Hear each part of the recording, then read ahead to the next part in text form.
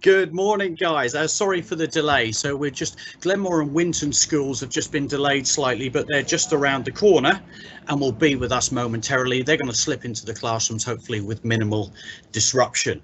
Okay, but I'm very excited. You've got a really exciting morning coming up here with computing and code breaking, and I'm going to introduce you to our very special guest this morning, Professor Paul Curzon, who's with us from Queen Mary University in London. He is an award-winning professor who has recently won awards for having basically almost rejuvenated the art of computer science, I think, across schools, and we're absolutely thrilled to have him with us today. If there's a few minutes at the end, he may be able to take some questions which your teachers can fire in on the chat forum, but let's see how we go. Without further ado, I'm going to hand straight over. Professor Paul, thank you so much for joining us, and good morning. Okay, thank you.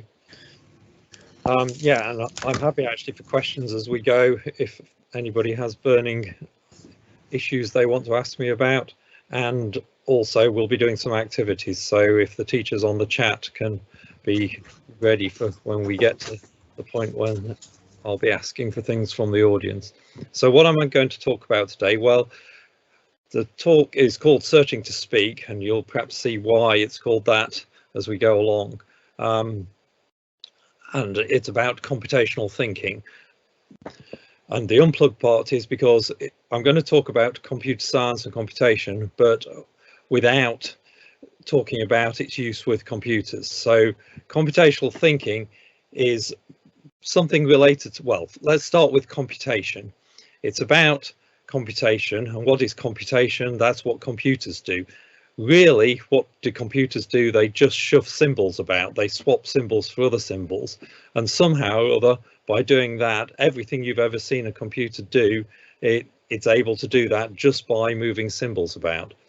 And we'll see a little bit more perhaps about what I mean by that, but that leads to the idea of computational thinking. Someone has to write the instructions that make computers do things. So everything you've ever seen a computer do, somebody, a programmer, had to write the instructions to make it do that. And computational thinking is about the skill you learn when you're learning to be a programmer. And it's much more than just writing instructions for computers, though, because it's about computation, and computation is actually everywhere. So what I'm going to do is use a particular example to help you understand what we mean by computational thinking. But there are various parts to it, so I'll touch on some of these, but things like algorithmic thinking, abstraction, generalization, logical thinking, decomposition, which are all kind of long words, and you may or may not have some idea what they mean at the moment, but I'm going to try and give you a little bit of an inkling as we go along. But what I'm really aiming to show you is that computer science and computational thinking are not just about computers. They're about coming up with solutions for people. And so you have to be a good computer scientist, you have to not only understand computers and be a good computational thinker, but you have to be good at understanding people too. So that's what we're really going to ultimately focus on. It's about solving problems for people. That's what we use computers for. So I thought I'd come up with a problem that is a problem completely about people, that doesn't really have anything to do with computers to start off with, at least, and that's a medical problem. So there's a disease that people can get called locked-in syndrome, and it's basically where you end up being totally paralyzed. If you're really lucky, you can perhaps blink one eyelid, so that's all the movement that you've got, just to move one eyelid. And this can happen to anybody, really. It's very, very rare, but it basically, if you have a stroke, then you can wake up in a hospital bed and find yourself paralyzed like this. And as I say, it happens to very, very few people, but for the people it does happen to, it's obviously really a terrible disease. So they can see, hear and think, but they can't communicate back. So it's not just that you can't move, you can't speak, because that involves being able to move your mouth and tongue and so on. So your brain is perfectly fine in the sense that your intelligent mind is still there, You know, you can see everything that's going on, you can understand everything that's going on, you can hear everything, but you just have no way to communicate back. So you end up with an intelligent mind that's just trapped inside this useless body. But there are ways that you can perhaps communicate, and if you're one of the lucky ones and you can move an eyelid perhaps, then that gives you some way of actually communicating with the outside world. So, could you write a book if you had locked-in syndrome? If all you had was the movement in one eyelid, no way to talk, no way to write and move normally? Well, Jean-Dominique Bauby did. So he wrote what was described as one of the greatest books of the last century, so of the 20th century. So this was his autobiography, basically. It was him describing his life with locked-in syndrome. And it's a real book, so I've got the book here. It's been republished lots of times, translated into multiple language.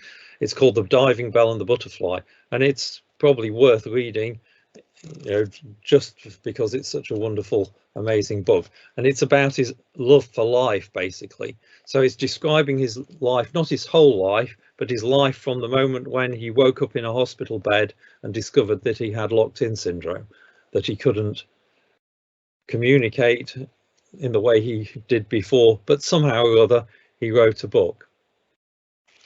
So what we're going to look at is how you solve that problem of you've got locked-in syndrome. How do you communicate? How could you possibly write a book like this? Now, the way he did it, he didn't actually have any technology. So he just had a helper in the room that allowed him to write the book. So it's a perfectly normal book. Actually, if I kind of flick through it or start at the beginning, it starts through the frayed curtains at my window, a one glow announces the break of day. It's 100 or so pages long. So somehow or other, he managed to communicate those words as being what he wanted to write. So think about, how did he do it? Perhaps you've got some ideas. If anybody wants to sort of shout out ideas and put them in the Q&A forum, if the teacher in the classroom wants to suggest ways they might have done it, then feel free. But I want you to think, if that was you in that situation, you can blink one eyelid, how do you write a book? Just think about that for a moment.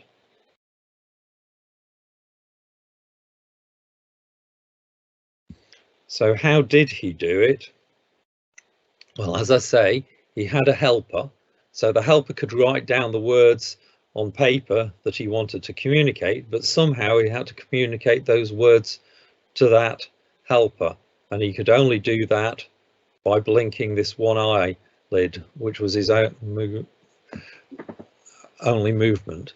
So the way he did it, so somebody has said Morse code. Yes, so that's a good idea, and perhaps I'll come back to that at the end.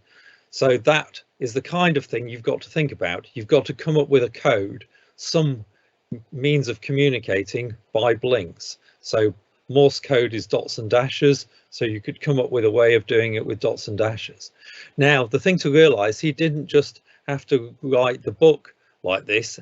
All the communication he had with anybody, with friends and family, with the doctors and nurses, had to be done this way. Anybody who came into the room that he needed to communicate with. So not that many people actually know Morse code. So anybody who needed to communicate with him, first of all, he would have had to have learnt Morse code, and everybody else would have. And if they didn't know Morse code, they would have been a little bit stuck. But it is potentially a good way to do it. But he came up, or probably he and his doctors came up with a simpler way, the way that I've put on the screen. Because remember, it's not just what he can do, the helper can do things as well. And so the way they came up with was for the helper to say the alphabet just very slowly. So the helper would say A, B, C, D, and eventually he would blink when they got to the letter that he was thinking. So if we go back to the book, it starts through the frayed curtains. So how was that communicated? How did that end up being written down? The helper went through the alphabet, A, B, C, D, E, all the way up to S, T. And when they got to T, he blinked and they wrote the T down. And then they started again. They went back to A again, A, B, C, D, E, F, G, H, and he blinked and they wrote that down. So now they'd written down TH and so on, all the way through the book. So all 130 odd pages of this book were written exactly like that, a letter at a time, the helper going through the alphabet, him blinking and then writing it down. So what we're interested in is whether that's a good way of doing it. And I want you to sort of remember this, and also specifically to try and think about what's good and what's bad. Is that on its own enough to make this work? So I can't see you, but hopefully you're in rooms close enough to somebody that you can actually do this with them. So the person next to you, what I want you to do in pairs or possibly in threes, actually communicate something like this. So perhaps just a word to start off with. So I want one person to be the helper and the other person to be the person who can only blink. And what you've got to do is communicate. The person who's blinking has got to communicate some word to the other person. So in pairs, do this. So you don't necessarily be right next to each other. You could even do it across the classroom with somebody, as long as they can hear you saying A, B, C. But one person say the alphabet, A, B, C. The other person blinks when they get to the letter they're thinking, and do that and try and communicate at least a word. If you do one word, then perhaps swap over and communicate some more. See if you can communicate a whole sentence. And I'll give you a few minutes to do this. So if the teachers in the classrooms can help organise people into pairs or threes, so everybody can have a go at this. And I want you to get used to what it's like and think about what this would be like when this is the only way you can communicate, but also think about what are the problems. Are there things that you've got to actually overcome, and how do you overcome them? And can you think of ways that you could improve this way of doing things? So I'm just going to be quiet for a few minutes, and I want everybody just to have a go at doing this.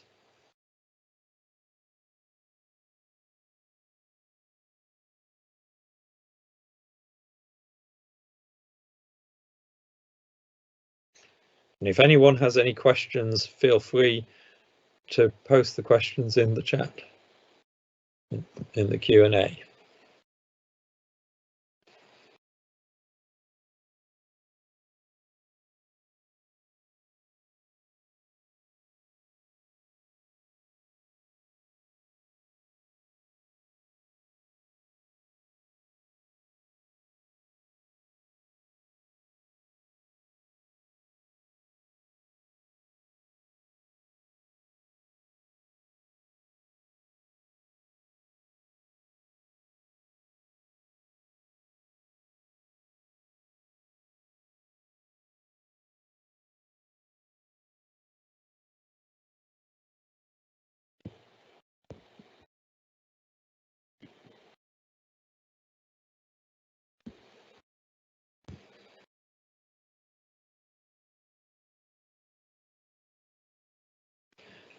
And someone's just asked, how long did it take him to write the book? Well, we'll talk about that in a moment, but that's a good question.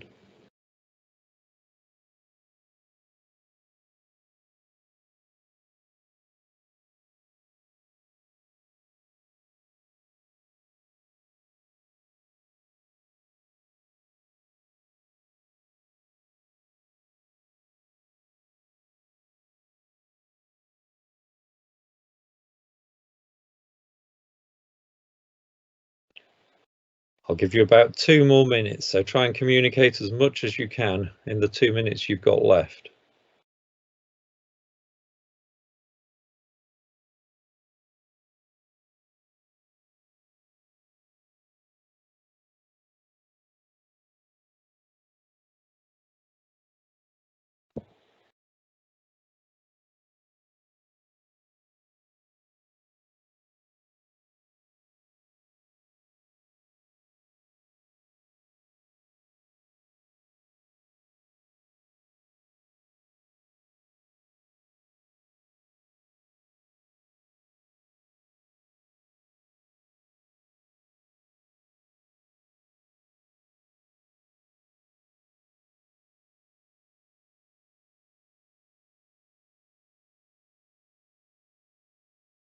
Okay, about a minute left.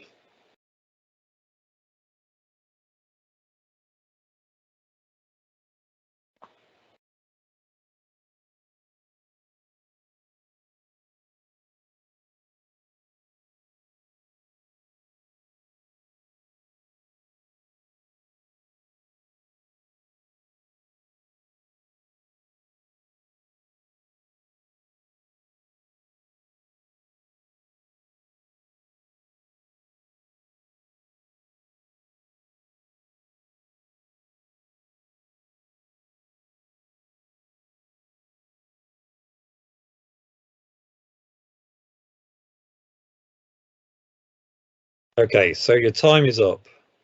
So I'd be interested to know how many words, if at all, anybody managed to communicate using that method, or how many letters. So usually in a few minutes, people manage at most to communicate maybe 10 letters or so. Perhaps you did better than that. Sometimes people only manage to communicate 2 or 3 because things start to go wrong.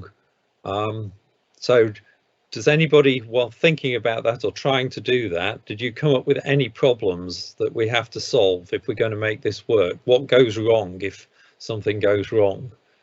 And how can we improve it? Are there ways to make it easier or better when all you can do is blink?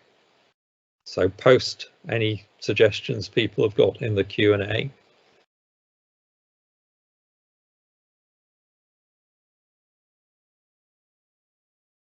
I'll just wait a moment in case anybody does have any suggestions.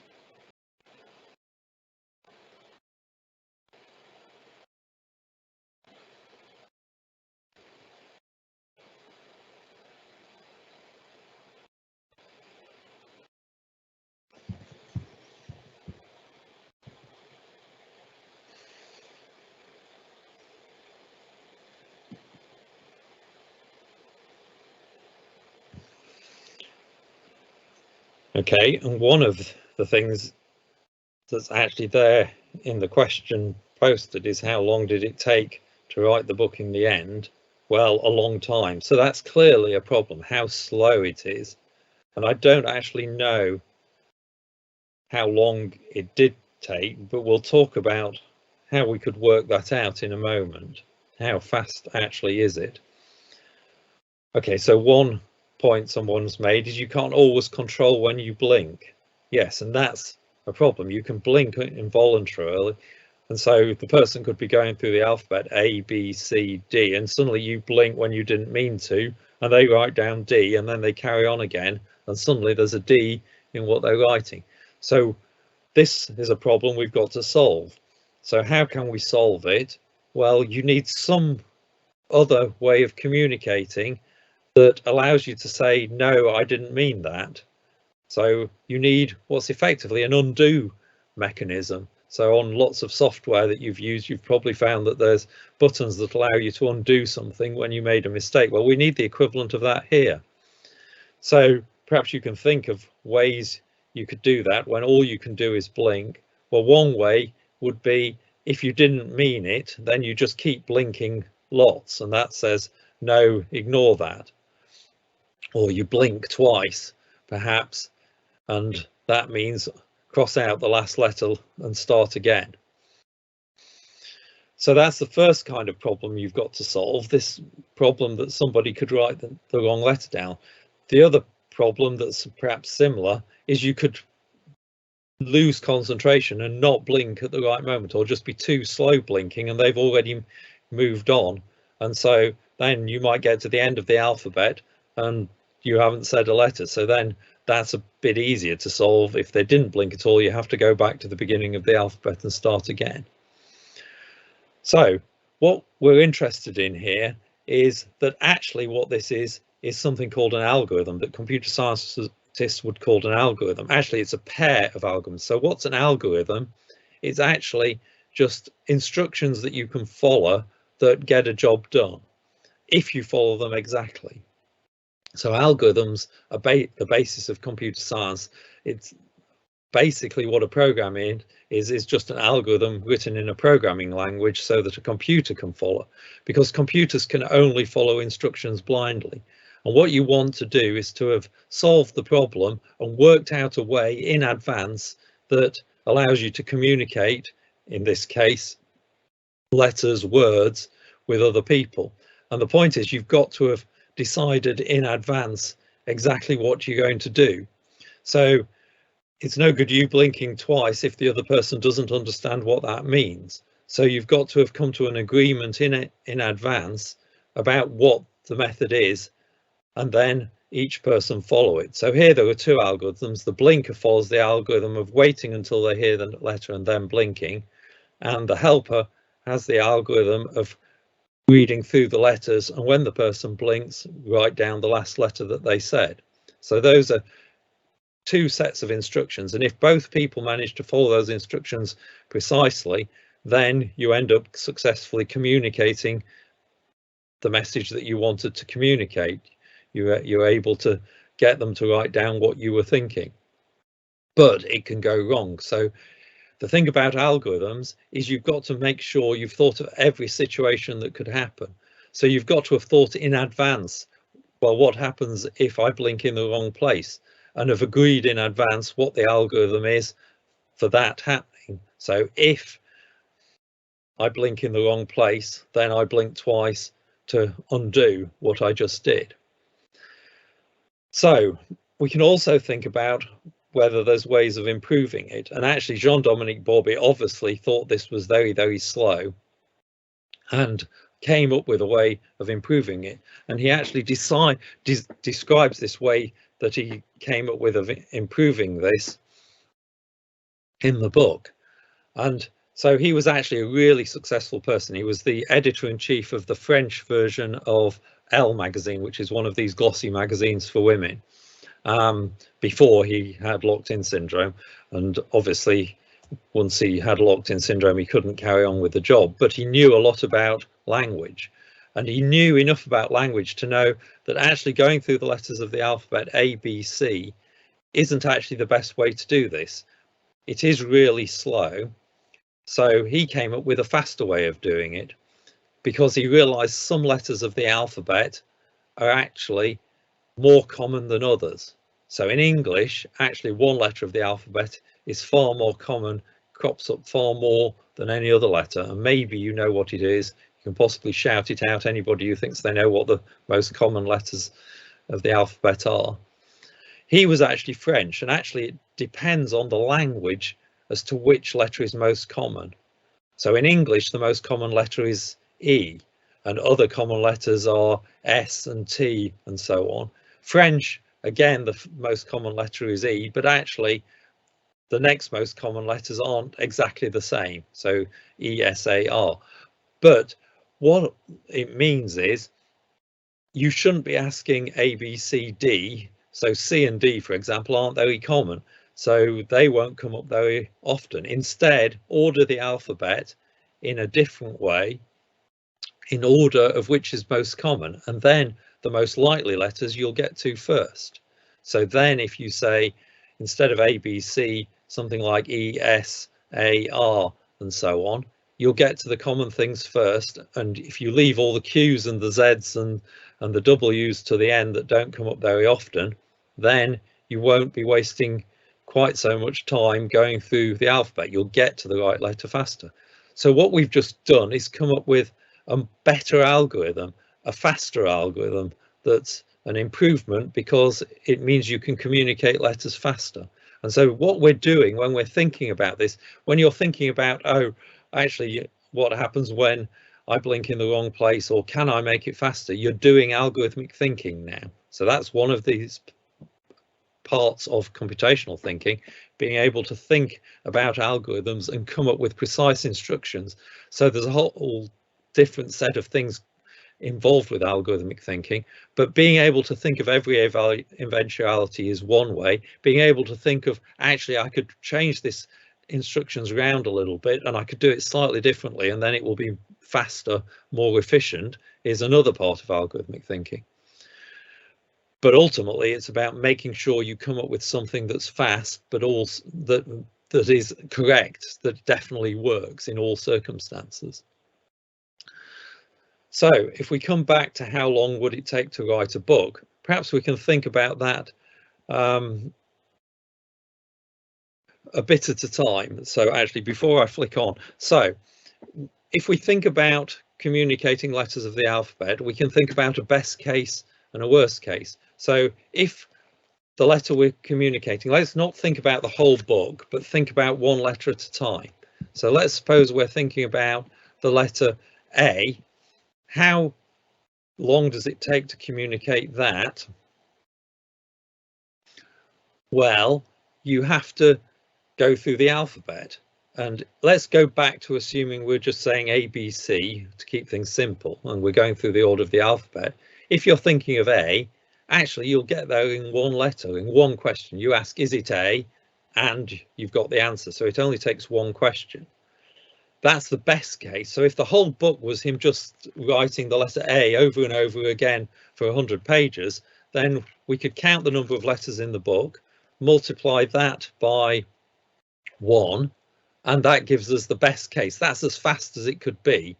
And if we know it takes about a second, say, or half a second to ask a single letter, then we've essentially worked out how long it takes in terms of asking questions to communicate the whole book. It doesn't tell us the period it took. It took him about 6 months overall, I think, to write the book. But that would tell us exactly how much work was involved. And that's something that's interesting to computer scientists, because then we can compare one algorithm with another and say how much faster is it. But that's only the best case, and the book isn't actually all A's. So we can think about what the worst case is. And the worst case would be, if we were going through the alphabet normally A up to Z, it would be that they're trying to communicate Z. So if the whole book wasn't about him in pain and saying ah for 100 pages, it was him being asleep and just snoring for 100 pages, going zzz all the way through, what would that take? Well, it takes 26 letters, 26 questions before you get to the letter Z. So it would take 26 questions, 26 pieces of work to communicate that letter Z. So the worst case is 26. And if you multiply the number of letters in the book by 26, that tells you the longest number of questions it would have taken, and then multiply that by how long it takes to say a letter of the alphabet, and you've got the amount of time. So that's the worst case. So we know it's somewhere between those two values, the best case and the worst case. But we can actually come up with a better estimate than that, because we can think about, well, on average, how long would it take? For every A, there's probably a Z roughly. For every B, there's a Y in a book this long. So on average, what would it take? Well, on average, it would take about 13 questions, because the ones early in the alphabet balance out with the ones later. So if we take that number 13 and multiply that by the number of letters in the book, that is probably a pretty good estimate of how many questions the helper had to ask to communicate this book, how many letters they said to get there. And again, multiply that by how long it takes them to say a letter, and that's how much time would have been spent talking about letters. Now, the thing is, we can actually do far better than that. So we're basically saying that's 13 questions that, on average, the worst case for any letter is 26 and the best case is 1. And this is the sort of things computer scientists are really interested in. Can we make an algorithm, some routine we've got, some instructions we're following, can we make them better? Can we make them faster? So we can actually, but before we get onto that, so we've just said 13 questions, 26 questions at worst. That is why it's slow. That's how, but now we've got a number, how slow it is. Now, just flicking to computational thinking a moment, I said computational thinking was a whole bunch of things. Well, one of the things it is abstraction. And what do I mean by abstraction? That's just when we ignore some detail to try and make a problem easier. And we just did that. We ignored the detail of exactly how much time was taken. We ignored the detail of the whole book, and we thought about one letter. And instead of thinking about a book, we focused on how do you communicate one letter, and that allowed us to think in more detail about how long it would take. So that's an example of abstraction. We ignore the detail of a whole book, we ignore the detail of the time, and just think in terms of questions asked, letters of the alphabet spoken, as a measure to work out how long it would take. And we're also doing logical thinking here. We're doing reasoning to try and work out exactly how long it's taking. And that's a core part of computational thinking and of writing programs, is being able to think very clearly about what are the right instructions and how long they take. And thinking about what could go wrong and how can you fix it is also involving logical thinking. So there's more there.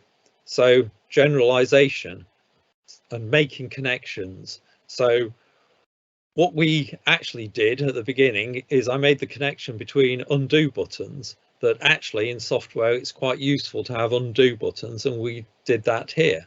And actually there's another way people sometimes can think of coming up with ways of improving this algorithm. They think about their mobile phone, because actually if you think about it, when you're texting and you're typing words, quite often your phone, you can have it on a setting that does predictive texting. So you could start guessing in advance what the person was saying. So if I start saying A-N-T, and we've communicated that by blinks, you might immediately guess antelope, and you can just write down that whole long word, and all I've had to write is 3 letters A-N-T. And that's basically what your phone is doing when it's doing predictive texting. It's just guessing what the word is by looking at what the combinations of words are left, and if there's only one word that's made up of that starting, then it can guess that. There's a problem there though, and actually Jean-Dominique Barbie talks about this in the book, how irritating it can be when people started to do that when they hadn't agreed in advance what the algorithm was that they would do that, because they would write antelope and actually he was thinking of some other word, I don't know, antenatal or something, and they'd written the whole wrong word, and they hadn't agreed in advance how he could communicate to them that no, that word wasn't the one I was meaning. They'd just written it down because they were so sure it was right. And so because they hadn't worked it out in advance, they had to spend a lot of time, him sort of blinking lots of times to try and get them to understand what it was he wanted them to undo. But what we're doing there, if you spotted the link to predictive texting and came up with that idea, oh, actually we could start guessing the ends of words, as long as you've come up with a way, blinking 3 times to cross out that word, as long as you've thought through the detail, you can take that idea from predictive texting and use it here. And that's where generalization comes in, making connections and reusing algorithms from other problem domains, from other places. And that's something else that is involved in computational thinking, and we do that quite a lot. Sort of we make general algorithms for doing things and then use them over and over again. And the other part that's going on here is decomposing the problem, thinking about parts separately of the whole. So we can think about communicating a single letter without thinking about the whole thing. We can think about how we do undo without necessarily thinking about how we communicate letters. We break down the problem we're trying to solve into lots of small problems and solve those separately. Okay, now here I said computer scientists know that that's very slow, and any computer scientist would actually know that you can do far, far better than that. So we said on average it takes 13 letters to communicate in this way. If we change to his algorithm, so his algorithm was to change the letters around to have the most common ones first, that would be a little bit better, but still the worst case is 26 letters. You could still have a Z or a Q, whatever you've put at the end of your list. So it's still bad.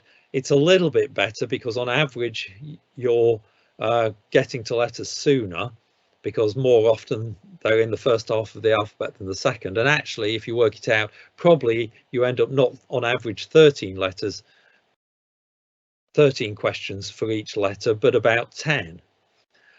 Now, any computer scientist knows you can do it even better than that. You actually only need 5 questions per letter, not on average, but at worst. You don't need 26 ever.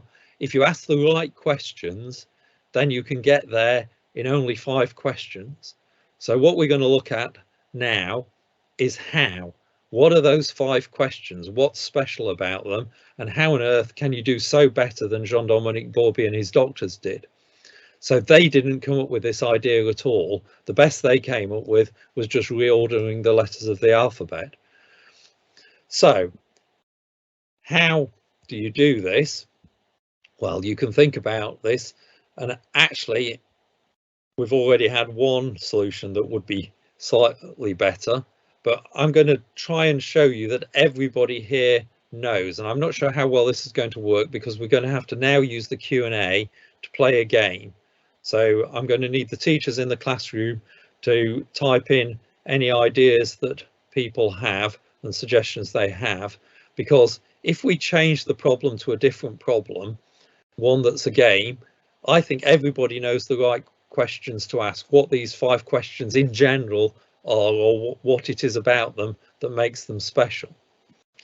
So what's the game we're going to play? We're going to try and play via chatting the Q&A link a game of 20 questions.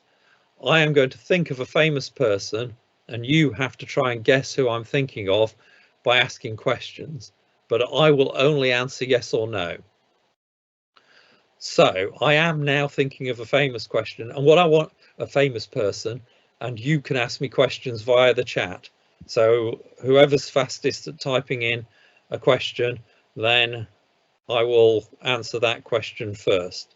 But you've got 20 questions to try and work out who I am thinking of, and I will answer the questions yes or no. So can we have a go at that? Shout out questions and the teacher in the room type in the question into the Q&A.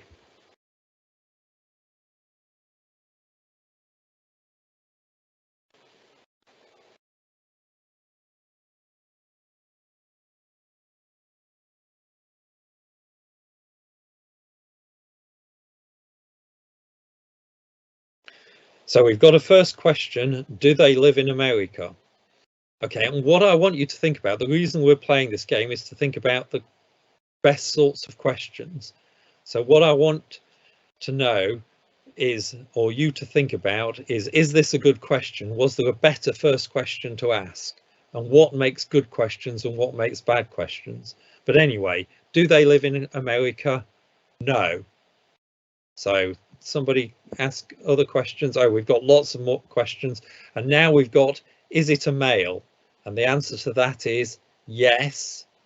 And 2 people, 3 people, lots of people, 4 people have all asked that question. So that's obviously a really popular question. So why is it that are you male and similarly are you female is a good question to ask? Why was so many people thinking that was right? What is it about that question, are you male, or alternatively are you female, that makes it one that everybody wanted to ask?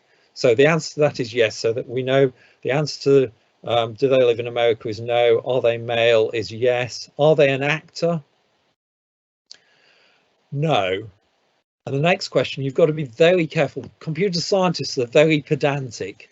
The next question is, are they dead or alive? And the answer to that is yes, they are dead or alive. So when you're working with computers, computers can only do things in very pedantic ways. So you have to be very, very careful, and this is especially so when you're writing programs, to phrase things in very precise ways. And are they dead or alive doesn't give you any information at all, because the answer to it is yes, they are either dead or they're alive. So perhaps you want to rephrase that question and ask it in a slightly different way. So perhaps you really meant to ask the question, are they dead? And the answer to that is yes. The next question, are you English? No. A sports person? No. And then somebody else asked, are they an athlete? And I'll answer that no. And there you've possibly wasted a question, because those questions basically I'd ruled out by asking sports person before we got to athlete. Are they British? No. And we have got the question, are they alive now? So no, they're not alive. And now a really clever question here. Are they over 50? Why pick 50? So when they died, they were over 50. So the answer to that is yes. But why is that a good question? Why 50? Why didn't you ask, are they over 10? And that's what we're trying to get at. Is he a political figure? Yes. Are they real? Yes. The very first question was about which country are they in? So maybe there's a better way you could have asked that question, and maybe there's more you can go down that line. But are they a singer? No. We're getting close. You're probably close to having used your 20 questions here, so maybe you've got to think very carefully and focus in. So we've got another question. Is it an author? So yes, I'll be a little bit more precise about this because I've said they're a political figure, they're a politician, but they are also an author. So the answer to both of those questions is yes, because they have written a book.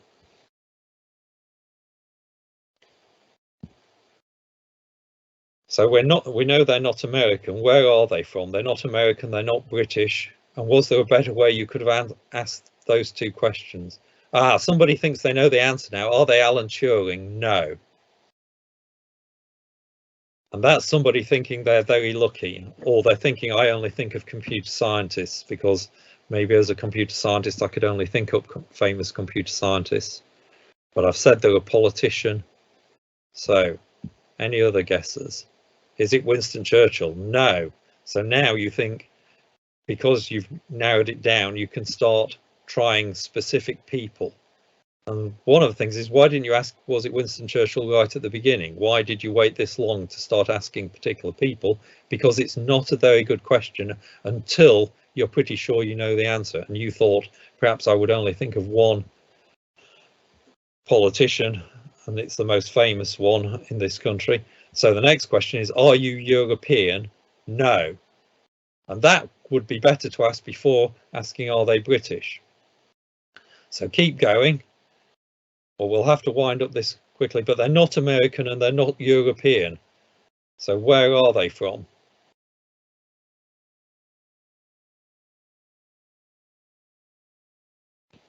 Did they die after the year 2000? Actually, I'm not exactly sure. So I'll have to pass on that question. It was probably some time around then that they died.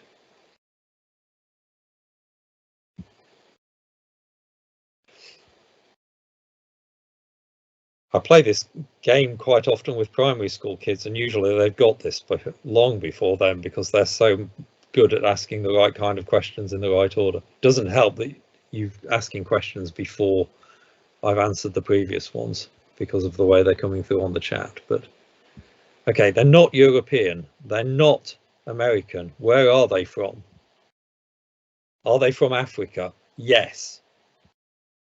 So now we've got a male politician who's dead from Africa who's written a book for the positive things you know. Perhaps now it's worth stabbing a guess when it wasn't before.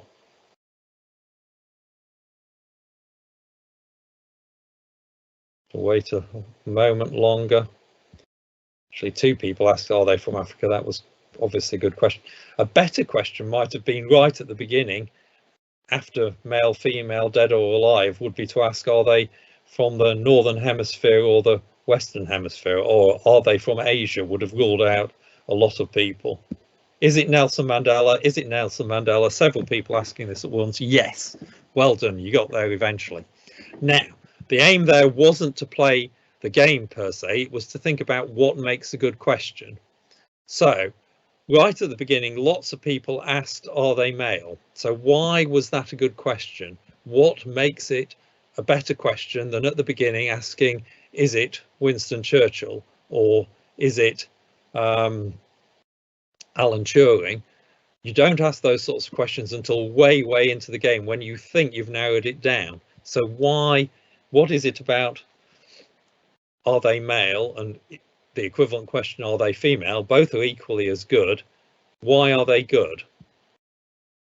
Well, the reason they're good as questions is precisely because whatever the answer, they rule out half the population. It doesn't matter whether the answer is yes or the answer is no. You've ruled out half of the population.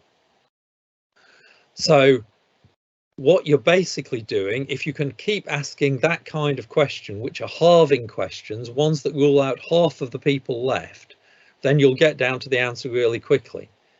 So what you didn't do is right at the beginning start asking questions like, is it Adele, is it Usain Bolt, is it Churchill? Why? Because that takes millions of questions and you only had 20. So you ask halving questions like, are they female instead, because that gets you down quickly. So let's suppose I could have been thinking of 1 million famous people that you had to choose from at the beginning. Then if you ask, is it Adele, is it Usain Bolt? If you ask that kind of question, then you're basically going to take at worst 1 million questions. On average, it will be 500,000 questions. That's lots of questions. Now, if we ask halving questions that half the population each time, how long does that take? Well, if we take the first question, on one question, we've halved the million down to 500,000, and then to 250,000, and then down to 125,000, and then 64,000 or so, 32,000 after 5 questions, 16,000, 8,000, 4,000, 2,000, 1,000. After 10 questions, out of those 1 million people, because we've ruled half out every time, there's only 1,000 people left, and we keep going 500, 250, 125, about 64 again, 32, 16 people left, 8 people left, 4 people left, 2 people left, and on your 20th question, there's only 1 person left it could be, if you ask halving questions each time. So now what we found is a fast algorithm. If you can ask halving questions all the time, you can narrow 1 million things down in only 20 to know exactly who it is. And yet we were trying to narrow down only 26 things, letters of the alphabet, and it took us 13 questions. So if we apply the same idea and ask halving questions to the alphabet, we can get there in 5. So here's how you do it. You ask questions like, is it before N in the alphabet? Is it A to M? And then is it before F? Is it before E? And so on. And you'll find asking halving questions like that, you get from top to bottom of your questions. In only 5 questions, you've got down to a letter of the alphabet. And actually, I've also made it so I can get to common letters like E faster that way. So in 5 questions, 5 halving questions, we found the right answer. So what's going on here? Again, we just did some more of this generalization. We took our solution from playing 20 questions and applied it to this idea of helping somebody with locked-in problem. And we're also doing decomposition.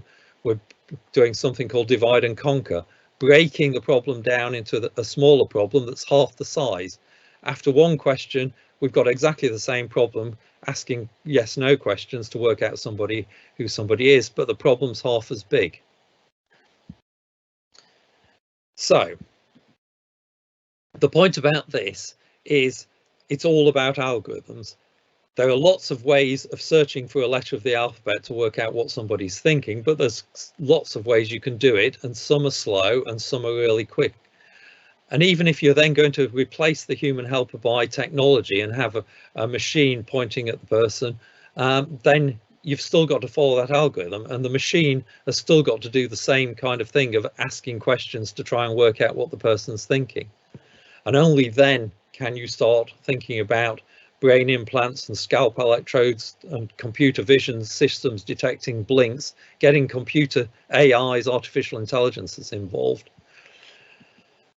And actually, you can start to do that. And actually, this is a picture of Professor Kevin Warwick of Reading University, who a long time ago, this is, I don't know, maybe 20, 25 years ago, he actually had a chip implanted in his arm that allowed him to send nerve signals, his thoughts, over the internet. So he ended up being able to think by moving his hand. So he could sort of squeeze his hand and open his hand, and it would send different nerve signals down his arm, and that would send a message to the computer. And he actually controlled a robot arm over the internet like that. And he could control a wheelchair by thinking things like moving his arm and it's not actually making the movements, just thinking sends the signal down the arm to allow it to be communicated. So you can start using technology like that, but you've got to get the algorithm right to start with. So we've got to wind up now, but just a couple of last things. So the first thing is just think about this. Does everybody agree we would have improved things for Bobby? Writing this book, instead of 26 questions in worst case, instead of 13 questions per letter on average, so the whole book, instead of multiplying by 13, if he'd asked the right questions, it would have only taken 5 questions for each letter. So we'd only have to multiply by 5, and that would have been vastly faster than he could do it. So do you think that means we improve things for him? Well, maybe, but maybe not, because we might have been counting the wrong thing. What if blinking's hard work for him? Our solution of 5 questions actually involves him blinking 5 times. We could have actually made it worse for him, because if blinking is hard work, then suddenly it's 5 times harder for him. It's easier for the helper, but then the helper's there to help and they don't have any problem reading letters of the alphabet or asking questions. So we should have found out first. Otherwise, we could have solved the problem, coming up with a wonderful algorithm that solves the wrong problem. So we could have made his life far worse than that. And this is what I mean by computing is about understanding people. Find out what problem for people you're trying to solve and make sure you understand what the situation is first. The other thing is we've just focused on communicating letters, but communication is about a lot more than communicating letters. So just as the very last thing, I want to play you this video. So this is a robot. It doesn't understand anything he says. It's just understanding the tone of his voice, but it's communicating. Are you okay? Are you right? Good robot. But you can be a So when he robot, talks right? softly, it's happy, You silly robot. but he shouts That's at it. right. Are you getting sad now? Yeah? But stop doing that. That's right. It gets Silly very robot. unhappy You stupid because it robot. understands that he's Okay. angry, and then he talks softly and it cheers up again. Please smile for me. I'm really sorry. Please. And it can be surprised as well. That's right. Sometimes I just had enough of you, you silly robot. So it's able to communicate through emotions, and he's communicating through the tone of his voice, whether it's sort of shouty or soft. And so what that shows is communication is more about communicating words. So perhaps we've got to think about ways that Bobby can communicate emotions as well and do the equivalent of what we're doing there. So what I want to get across, computational thinking is about what programmers learn. When you're writing programs, you're learning computational thinking. But it's always worth remembering, if you end up being a programmer, you've got to work out the real problem first, understand the context. It's not just about understanding computers.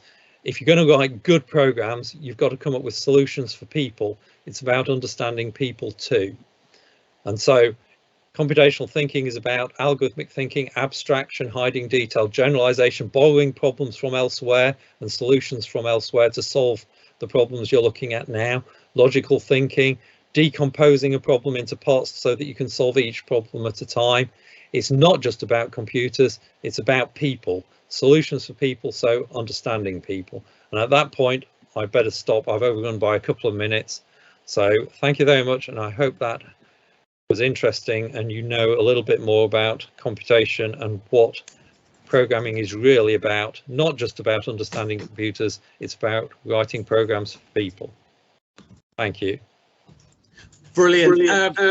Professor Paul, thank you so much this morning for your fascinating lecture. Really great to hear about how questions work and how computers think for us. Guys, so all of you in A12 to A14, you are going into the hall next. Sorry if that's different to what your timetable says, but please go into the hall next. They're not quite finished in the hall, but if you come out in your classrooms and then you can wait quietly outside main hall, you'll be in there for your second session and you will go to practical microbit codings in the ICT suites and library last session. Thank you, Professor Paul. Okay, thanks very much.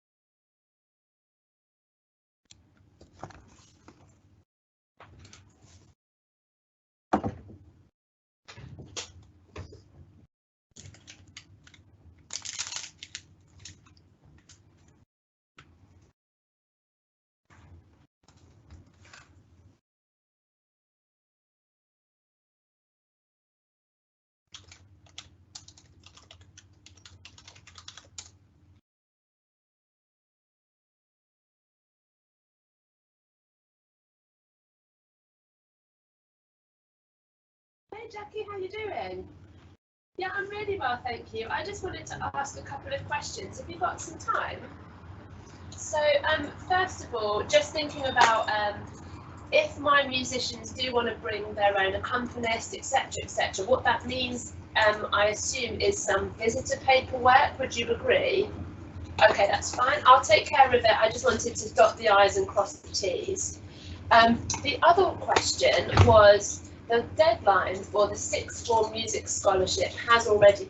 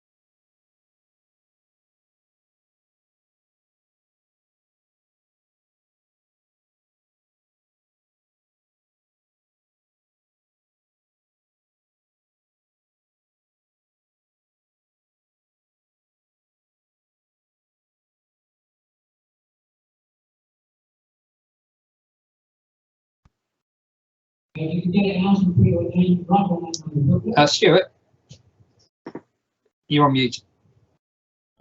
Yes, John. Okay, we three attendees at the moment. Okay, we're missing someone. Let me go jump into a classroom, shall I, and see who's not on yet. 1 second.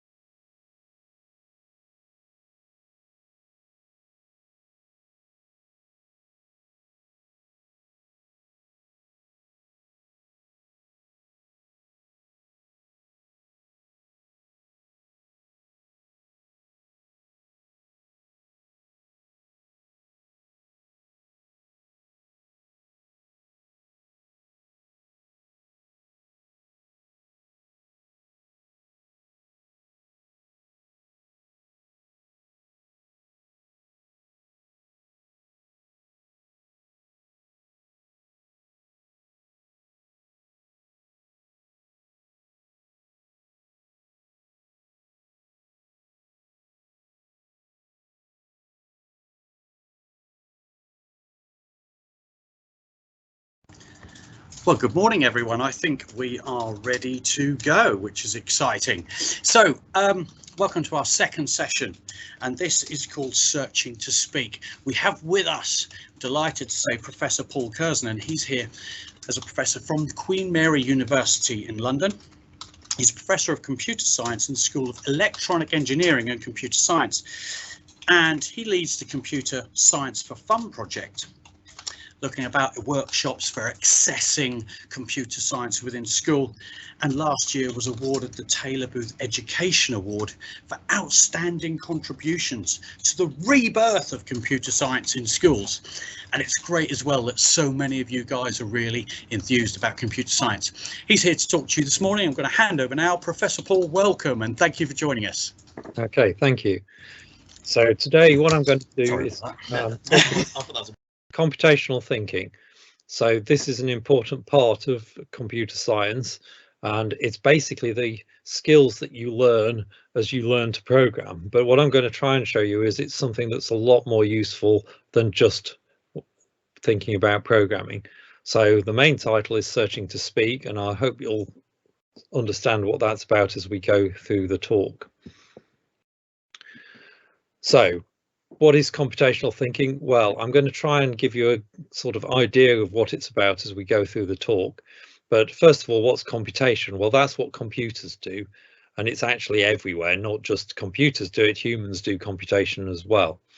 And it's essentially pushing symbols around. So remarkably, everything that computers do involves them just moving symbols, swapping symbols for new symbols. Everything you've seen a computer do, basically it's doing that, but it's doing it by following instructions that somebody wrote, the program, and that's what programmers do. They write instructions for computers to follow, because that's all computers can do. They follow instructions that tell them to move symbols about, basically.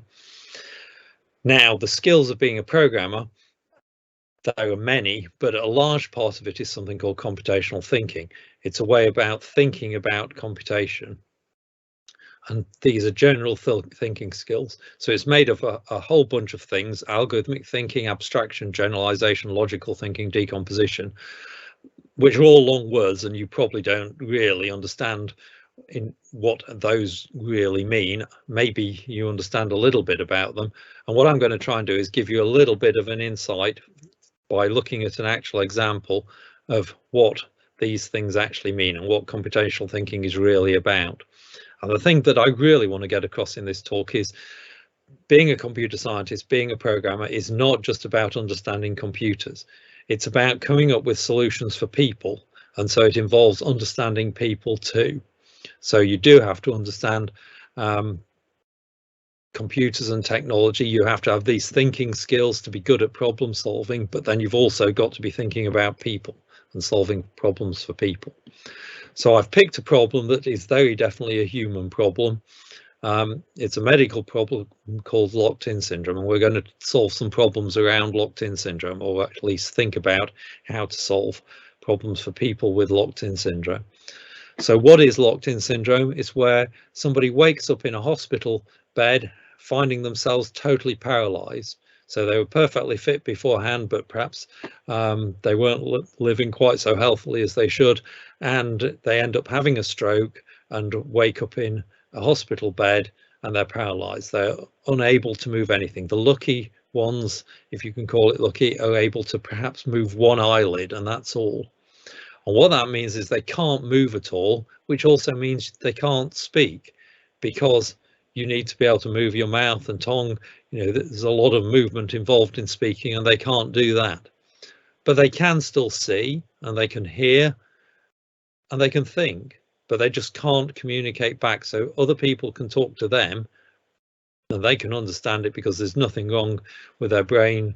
They're still intelligent as they ever were, but they just can't communicate back. So it's a really terrible disease, and it's essentially like having an intelligent mind that's trapped inside a useless body. So if you're a doctor or nurse, you would kind of try and help people with locked-in syndrome, but there is no cure for it as such. All the doctors and nurses can do is try and make things better, make people more comfortable, So what might we do as computer scientists to help somebody with locked-in syndrome? Well, the obvious thing is, can we help them communicate? And the obvious thing is to think about technology, but we're actually going to look at it before you think about technology. How can you help them just by solving the problem more generally? Now, here's a question. Could you write a book if you had locked-in syndrome? Well, Jean-Dominique Bauby did. So he was a lucky person with locked-in syndrome in that he could blink one eyelid. That was the only movement he had.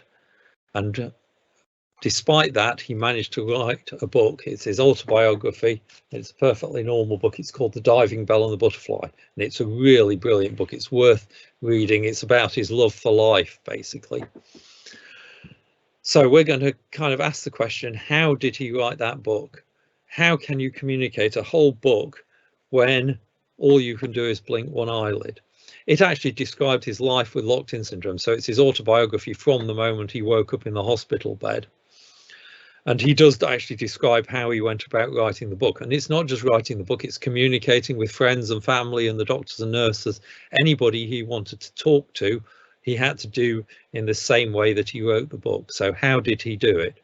And actually, I just want you to think about that for a moment. And if anybody's got any ideas, you can perhaps shout them out, and the teachers in the room can perhaps type them into the question and answer thing. If you've got questions, feel free, get your teacher in the room to type any questions into the Q&A part of the chat system, and I'll have a go at answering them.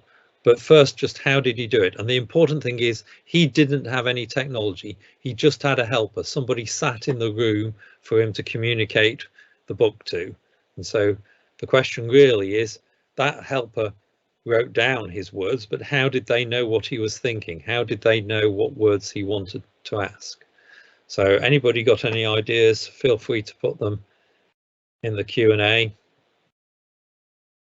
I'll pause just for a moment while you think about it and see if you can come up with, how would you come up with a system to help him?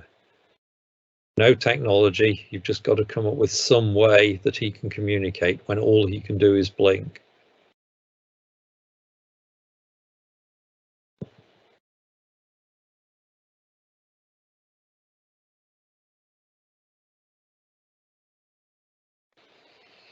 Okay, while you're thinking about that, let me give you the way he actually did it. So we've got a couple of people. So communicate by blinking, one person has said yes. So that leads to the next question. How? What you need is some sort of code to turn blinks into letters. So somebody else has actually suggested a specific code, Morse code. So you could blink Morse code. Morse code is dots and dashes, so long blinks and slow blinks. So perhaps you could do it like that, and a couple of other people have said Morse code as well. Somebody else has said a sheet with different letters on to look at. Remember, you've got the helper, so it doesn't necessarily have to have a sheet to look at, but that is a way to do it, and we'll get to both of those. They're actually variations on the way I'm going to talk about at the end. But essentially, you need some kind of code. You've got to invent a code or a mechanism for the two people to communicate. But remember, the helper can do things, they can talk. So what could they say? Well, that's what Jean-Dominique Bauby and his doctors came up with as the way that he was able to talk. It was that the helper could say things. And what they realized is the helper could just go through the alphabet and say A, B, C, and he blinks at the right letter. There are other ways of doing this, actually. So one way sometimes people come up with is you could blink once for A and twice for B and 3 times for C, and then the helper could count how many blinks and write down the letter. That's an awful lot of blinks, though. So perhaps this way is a little bit better than that. The helper just goes through the alphabet and he just blinks at the right letter. So I want you to actually understand what it's like to communicate with locked-in syndrome, and I also want you to try and think about what are the problems and can you come up with solutions to any problems. So actually I want you to do a little activity now with the person sat next to you or someone nearby. You can do this either in 2s or 3s. One person acts as the person with locked-in syndrome. They think of a word and they've got to communicate it, but all they can do is blink.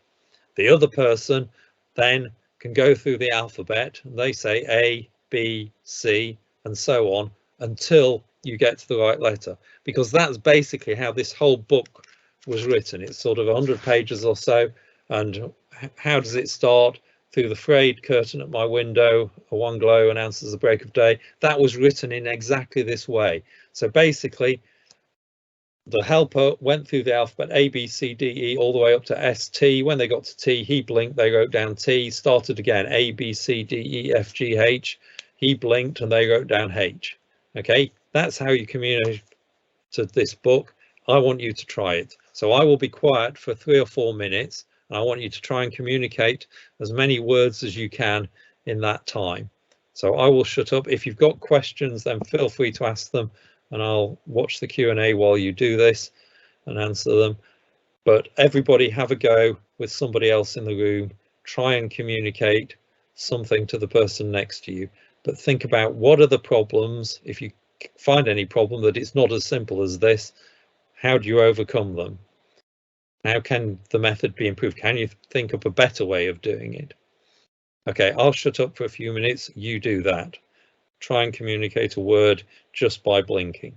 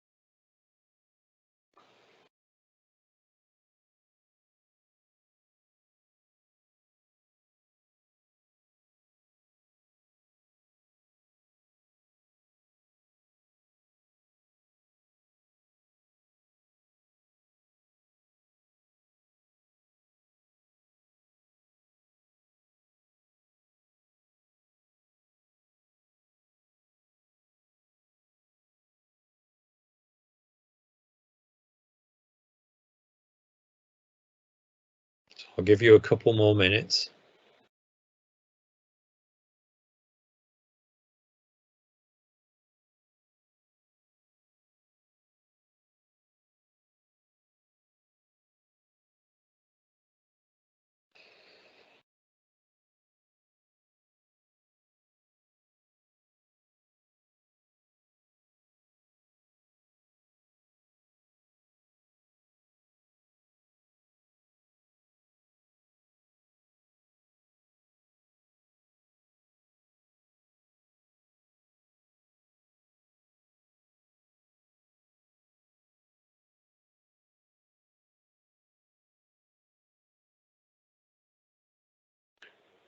Okay, you have 1 more minute.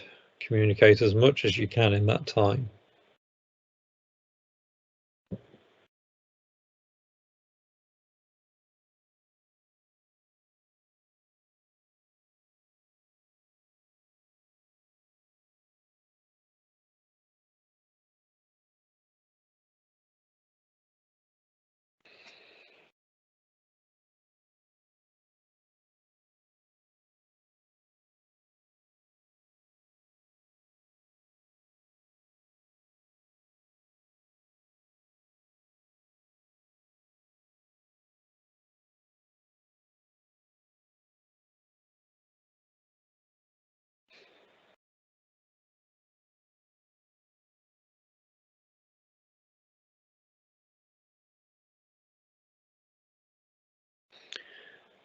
Okay, your time's about up.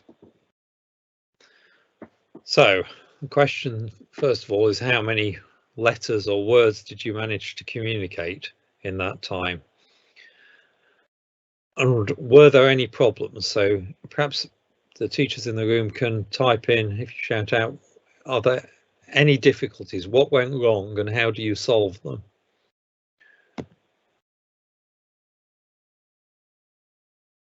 And can you think of a better way? Are there things you could do to change the way we're doing this that would make it better? Type in any suggestions that anyone comes up with.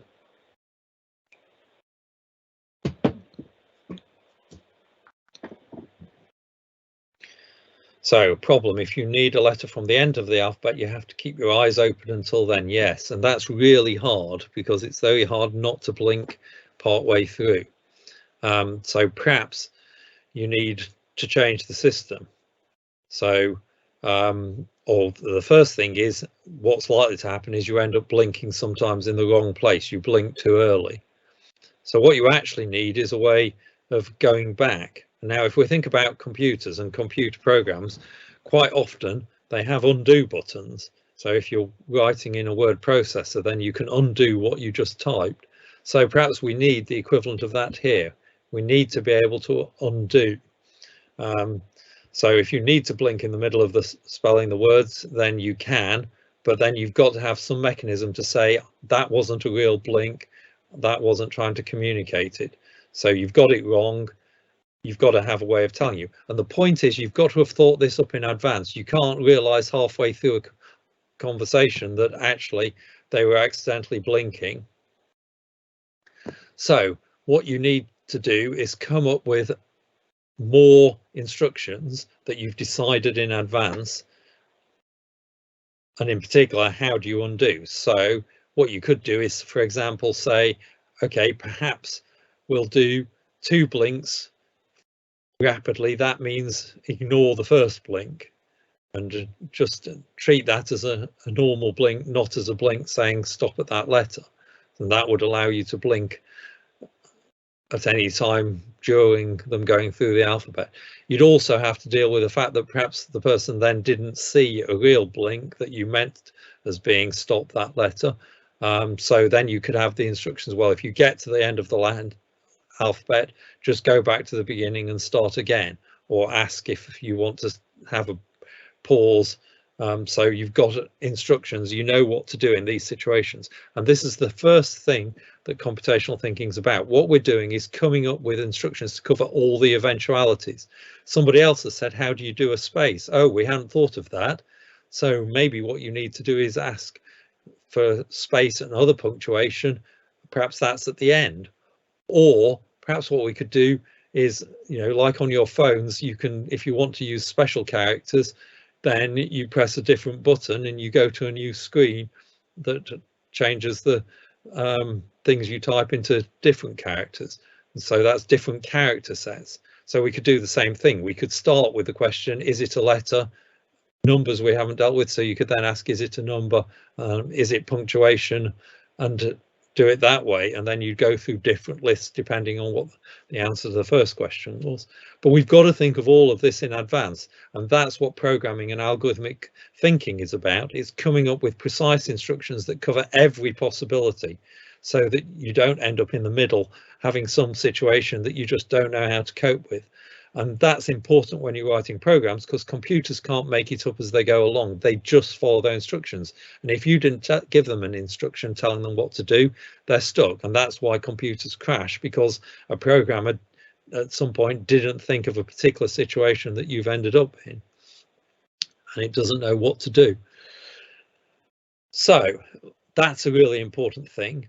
The other thing here is making sure it works for the person. So, you know, perhaps you don't want to use just blinking. Maybe perhaps what you do is say they have their eyes closed and they open them when they get to the right letter. That would be a different way. You'd have to decide which of those was best. So there's some other things people have typed. Let me just see what people have said. Yes, so that was one of the things that somebody has suggested. Keep your eyes closed until you get to the letter. So those are possible solutions. Now, what we're doing now as well is thinking of each part of the problem separately. We've thought about how do you communicate letters, and then we've thought separately, okay, and then now can we come up with a way of communicating other characters, and can we come up with a way of undoing? Can we deal with the problem of them blinking too often? and come up with each of these problems, solve them separately, and come up with instructions for each part possibly that are separate from the other parts. Now, the big question here is, can it be improved? And the immediate question that comes up is, how fast is it? How long did it actually take to write a book like this? And we'll think about that in a moment. But coming up with how fast it is, that's really important, because if we're going to come up with a different way, then we want to know, does it work better? So ways that people have come up with that are faster ways in the past, people sometimes suggest they realize, hang on, what you were doing here is actually exactly the same as with a mobile phone. When we're typing a text message, we're trying to communicate letters at a time, and one of the things it does is predictive texting. So you get halfway through a word and it will offer you the choices of other words, or maybe it will just guess the word and put it in place.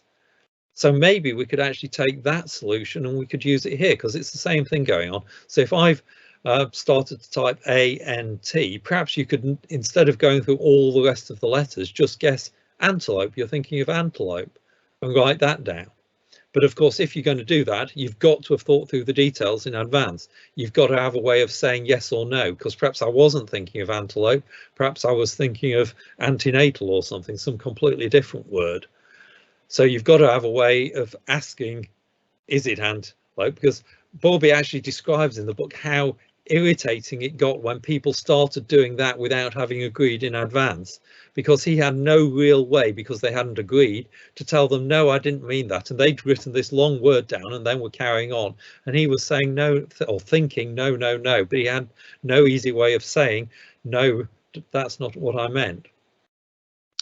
So you've got to think about different ways of doing it, but you can come up with faster ways. But again, you've got to think about the detail. How do we actually deal with the problems that come up with that? Have we covered every eventuality of what could happen? And that's basically what computational thinking is about. Now, let's think about how fast it is and how long to write the whole book.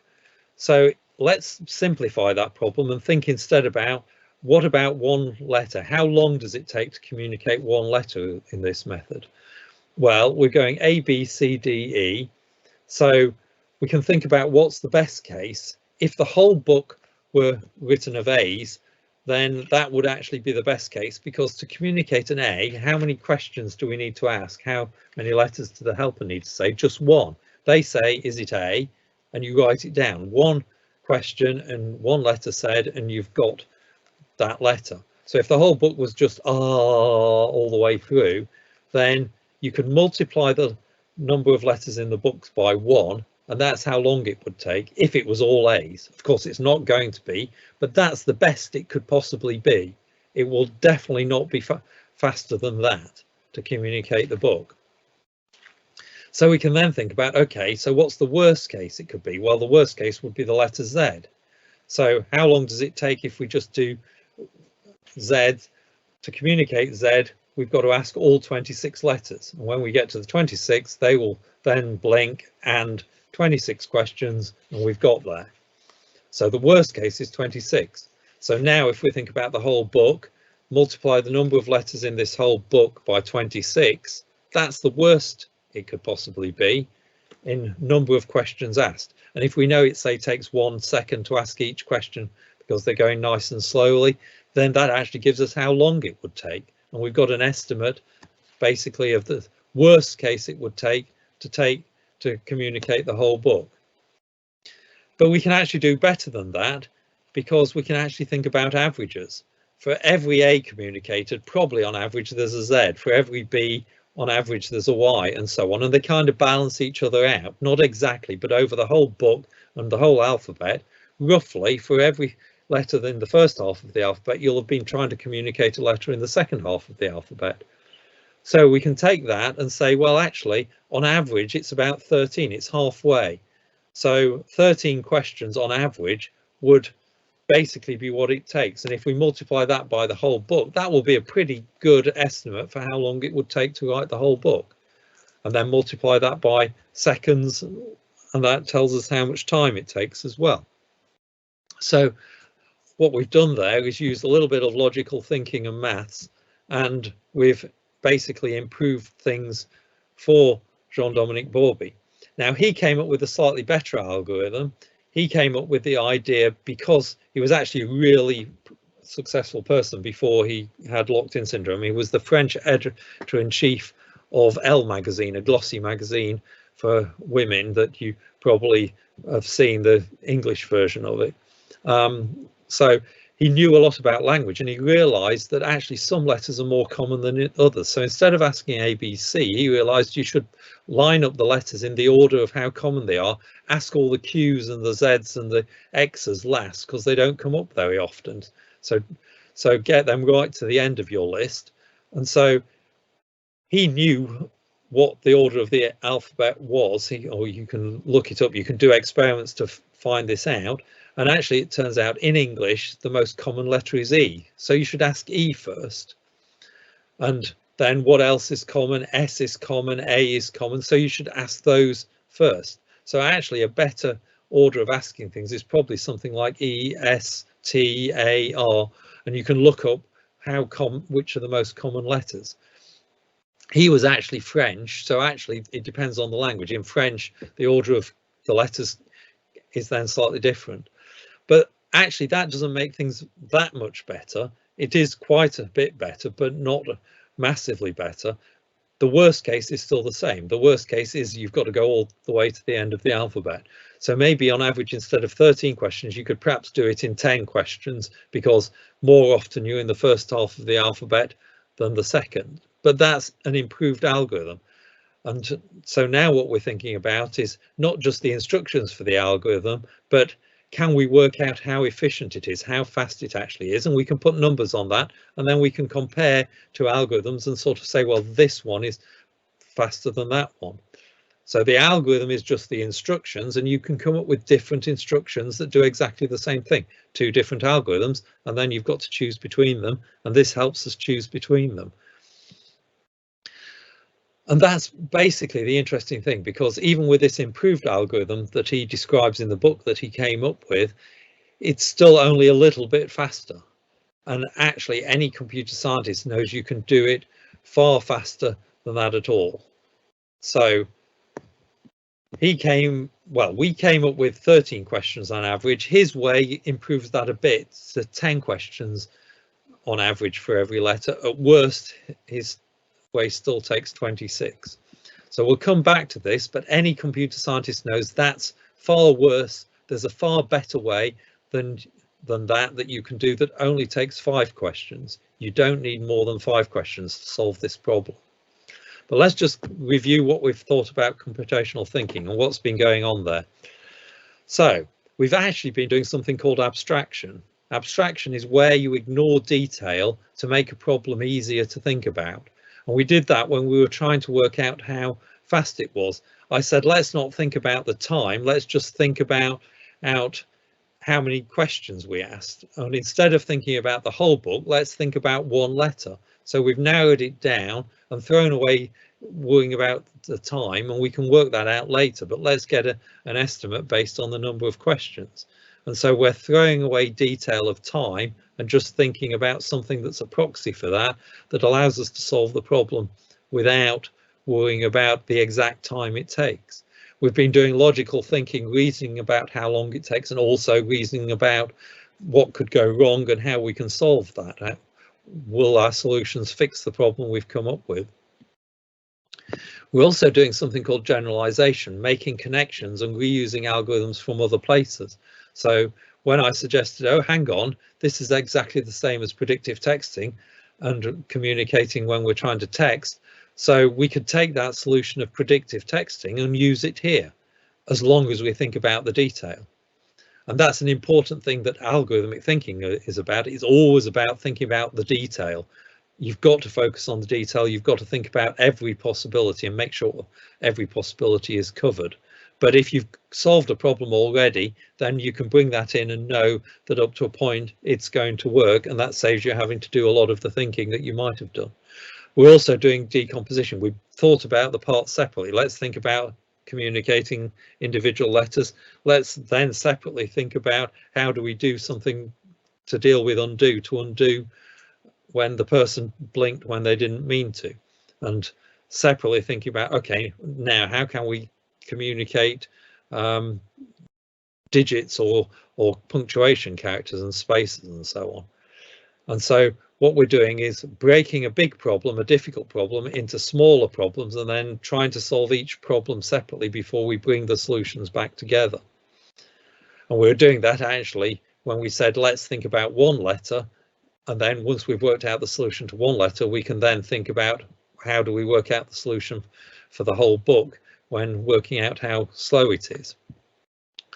Now, coming back to my original point, though, I said computer scientists know that it only takes 5 questions at worst, not 13 on average and 26 at worst, 5 at worst. If you ask the right questions, you should only need to ask 5 questions and know which letter the person is thinking of. So the question now is how. So how could you work that out? So I'll leave you thinking about that just for a moment. I'm just going to look at other questions people have asked. So someone asked, how would he be able to breathe? Well, sometimes people with locked-in syndrome are able to breathe. That kind of muscle movement is just automatic and just carries on happening. The other way is you may have to be put on a ventilator. So basically a machine is helping you breathe. And how would he go to the toilet? Well, he can't go to the toilet. He has to have tubes fastened to him. And a lot of people in hospital who are immobile, this is the way you have to do it. So let's get back to the computer science problem. Now, I think everybody knows really the right kind of question to ask here, but only if I change to a different problem.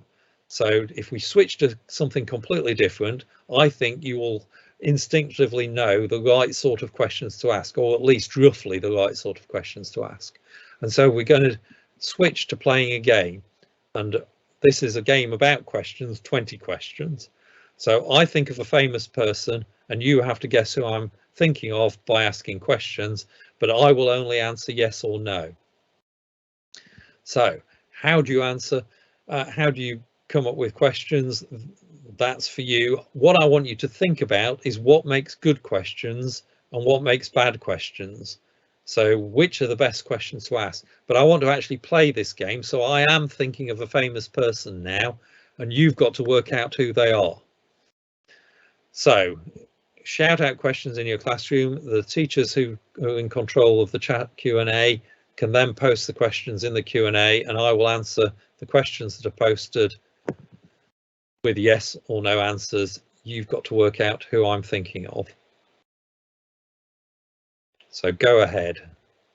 I will wait for some questions that I can answer yes or no to.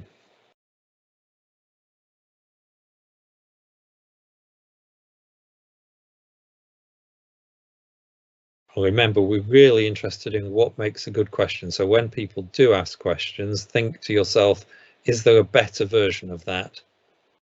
Would a better question have been asked first? So the first question is, are they female? So I want you to think, is that a really good question to ask first or not such a good question to ask first? But the answer to that is yes, they are female. The next question, oh, and somebody also has asked, is it male? So that's the equivalent question. I won't answer that and use up one of your questions. The next question I had was, do they do sport? So if you mean, are they a famous sports person? The answer is no. What colour skin does he have? Well, it's a she for starters, and all I can answer is yes or no. So I will randomly answer yes to that. So you've got to be very, very careful about the way you phrase questions. Computer scientists are pedantic because computers are pedantic. You have to, this is one of the skills of computational thinking, of programming.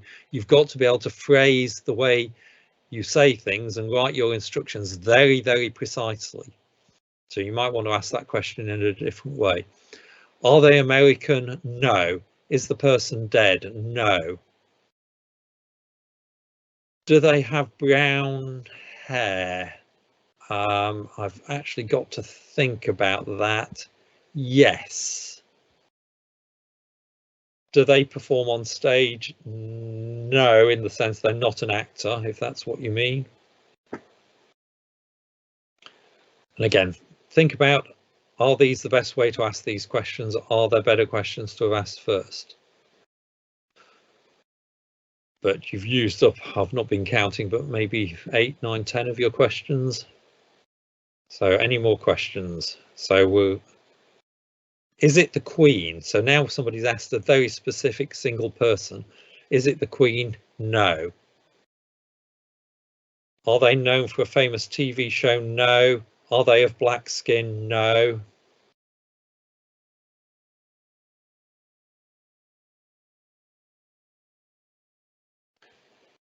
Any more questions? Somebody asked, are they American? You may, and I said no. You may want to work out where they're from.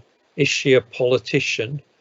No, not in a normal sense that you're probably thinking. Do they sing? No, that's not what they're famous for.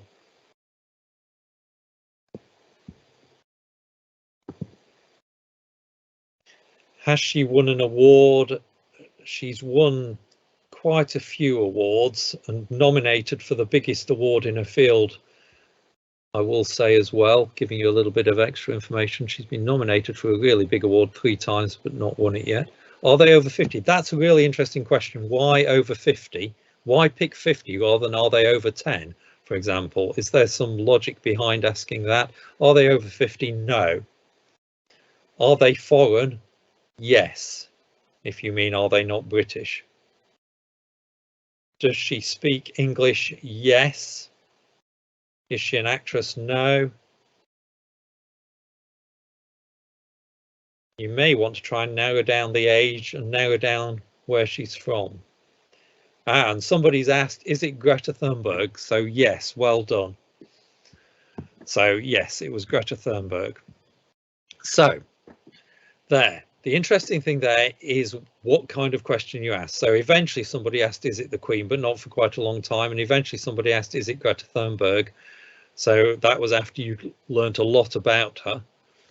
And to some extent, perhaps that was a lucky guess because you hadn't worked out what country she was from or exactly what occupation she did. But well done. And several people actually got that at the same time. So well done, those of you guessed that. But I'm not really interested in the person per se, I'm interested in the questions. So the very first question you asked, and several people asked the same question, though 2 different ways. Is it female? Is it male? Is one of those better than the other, or are they equivalent? And is that the best question to ask first? Well, yes, it is, but why? So why is, are they female, a really good question to ask first? And the answer to that is because it rules out half the population, whatever the answer. If you ask, is it the Queen first, you rule out one person, unless you're really, really lottery winning lucky and you've guessed them straight away. You only rule out one person at a time. So in general, that's not a good way to play the game. Instead, you ask the right kind of questions. You ask male, female, you ask dead or alive early on, and then you started narrowing down a bit and lost it a little bit. So instead of asking, are they American, it might have been better to ask, are they from the Northern Hemisphere, are they from the West, are they from the East? That's a roughly a 50-50 question, rather than going straight into specific countries. But why is this good? So point is, you don't ask questions like, is it Adele, is it Usain Bolt, is it Churchill, until later on when you think you've worked out who it is. And why? Because that takes millions of questions. Let's suppose there's a million famous people I could have been thinking. If you ask that kind of question, how long will it take? Well, worst case, 1 million questions. But on average, about half of that, about 500,000 questions before you get to the right person. So that's not good enough because you only have 20. So instead, you ask halving questions. Are they female? Halves the population.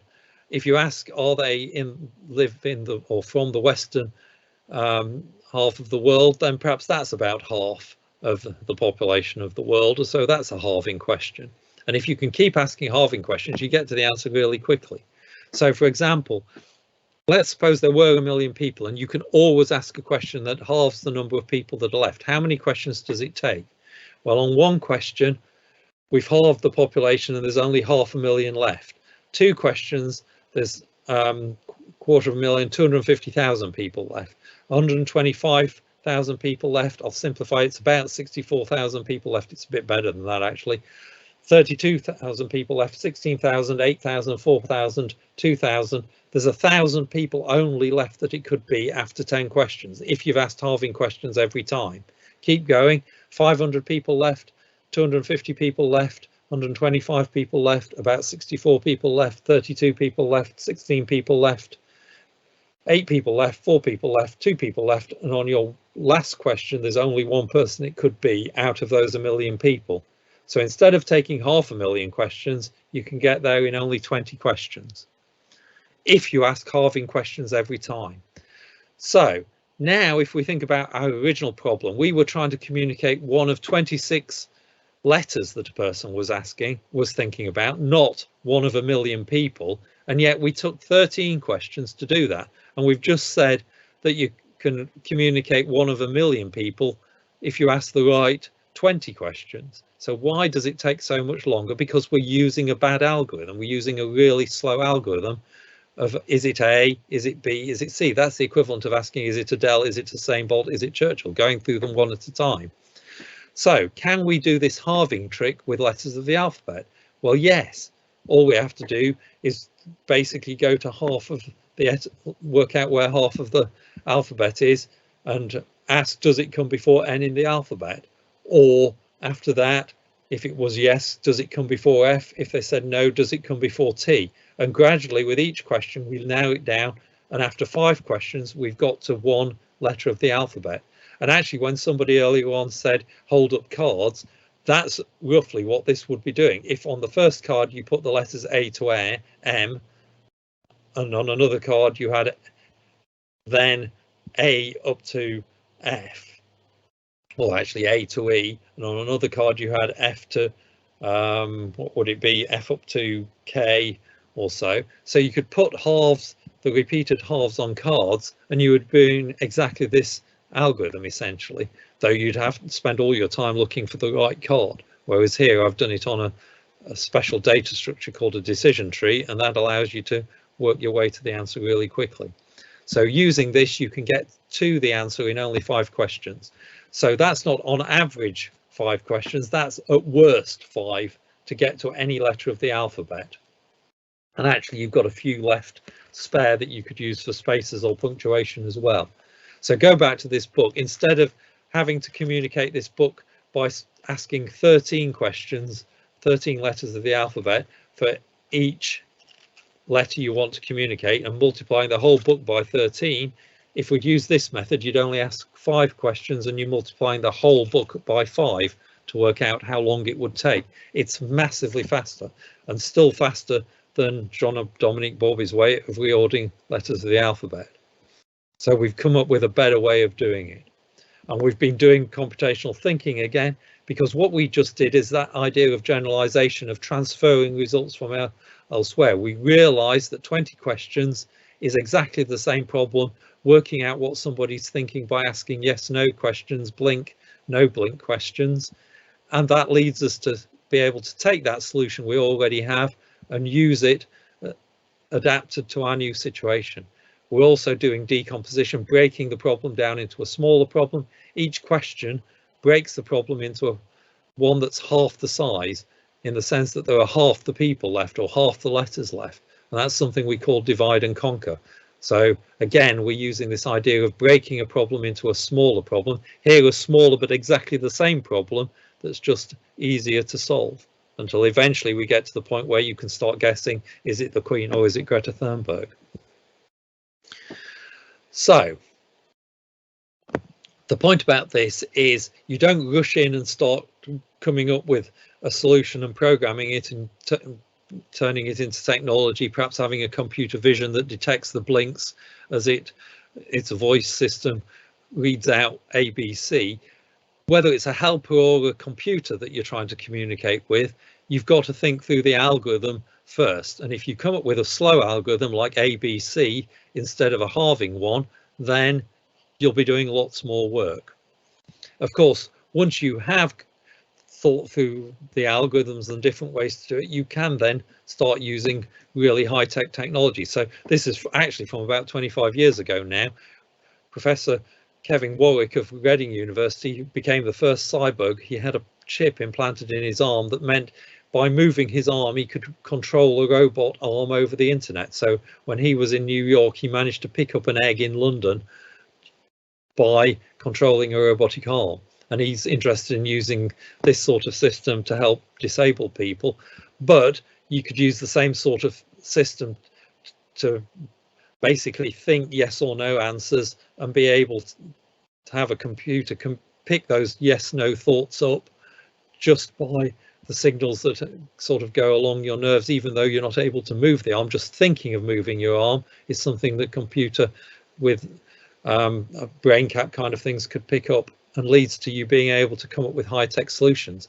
But if you're doing a slow algorithm, it's still going to be slow whether you're using technology or not. And we came up with a faster algorithm, faster than Bowlby came up with. He never came up with this version.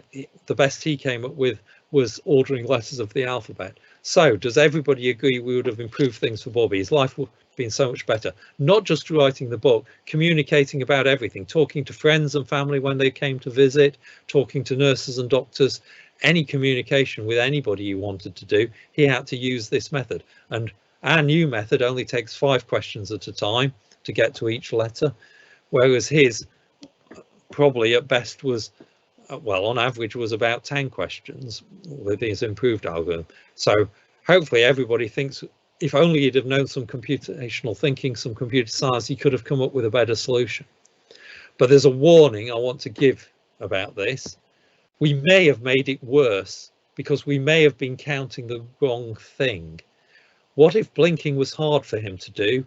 Then actually our new solution involves him blinking 5 times to get to each letter, whereas the solution he was using, he only had to blink once per letter. So perhaps we picked the wrong thing to count. Instead of counting questions, perhaps we should have counted blinks. It depends. If blinking's easy, then our solution is better. If blinking's hard, maybe it isn't. And we should have found that out first before we started thinking about algorithms. Otherwise, we could have made his life even worse. And this is what I mean about computing is about understanding people. You've got to understand the people and the real problem and their context that you're trying to solve.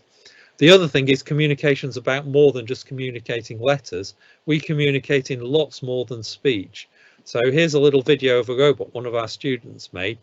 It can't understand anything he says, but it's going by the tone of his voice and it's communicating back emotions to him. So just listen and watch. He talks softly to it, and when he's talking softly, it's a happy robot. You can be a silly robot at times, can't you? You silly robot. But when he gets angry and his tone of voice turns angry, it picks up that angry tone of voice. Silly robot, you stupid robot. Okay. And it goes unhappy. But then if he talks softly again, it will start to cheer up and be happy again. So it's communicating through emotions and expressions as well. No words. Sometimes I just had enough. And it can be surprised. So when he shouts to it suddenly, so all sorts of different information's being communicated just by our emotions and by our tone of voice. So maybe we should have been trying to think of ways to allow him to communicate emotions, not just letters, not just words, because there's a lot more to human communication than that. So point is, we must work out what the real problem is first. We've got to understand the context. We've got to understand the people and the problems they're really having. It's not just about computers. We're coming up with solutions for people, so we've got to understand the people and their problems first.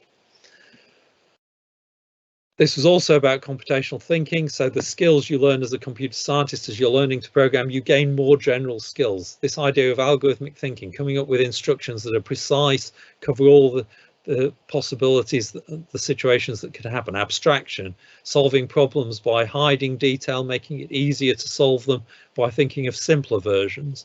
Generalization partly is about using problems and solutions to problems that seem like they're different, like a game versus communicating, or texting, predictive texting, and realizing we can use that solution somewhere else. So we come up with general solutions to a general problem. Logical thinking, thinking clearly, and decomposition, breaking problems down into smaller problems. And most of all, though, it's not just about computers. Computational thinking is about solving problems for people, so you've got to understand people. And at that point, I will shut up. So thank you very much. More about this at my website, csfun.org, or follow me at CS for Fun. And I hope that was interesting, and you now know a little bit more about what computational thinking is about and what being a computer scientist is really about. And thank you very much.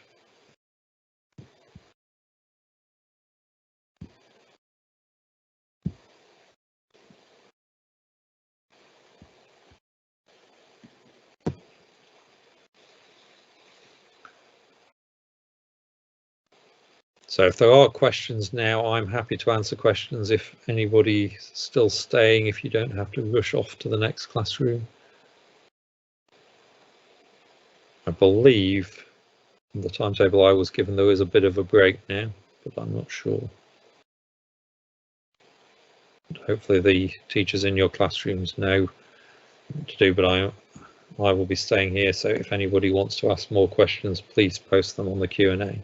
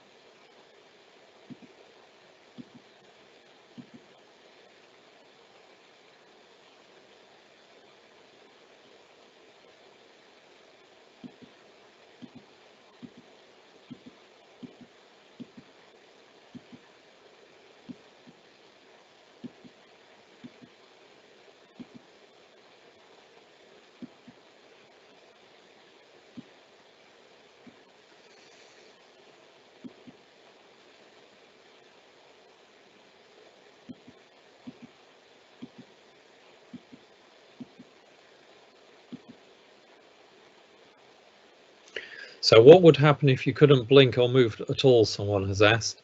So essentially then, to start with, there's nothing you can do, but what doctors can then do is put a skull cap on you that has electrodes, and you can actually pick up people's thoughts, so you can tell what they're thinking.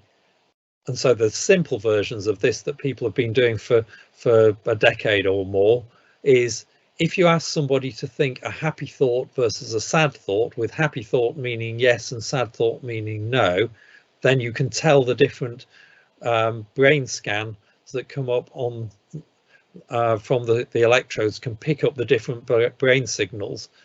That's the difference between thinking happy or sad, or even thinking about moving your arm versus thinking about moving a leg.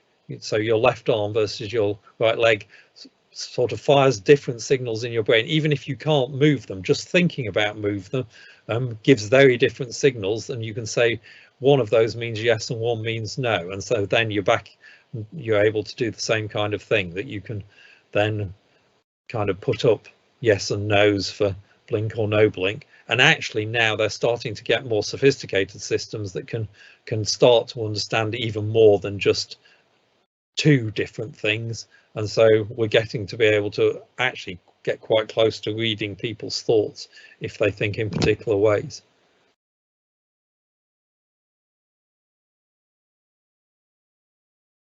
So any other questions, please free to put them in the Q&A.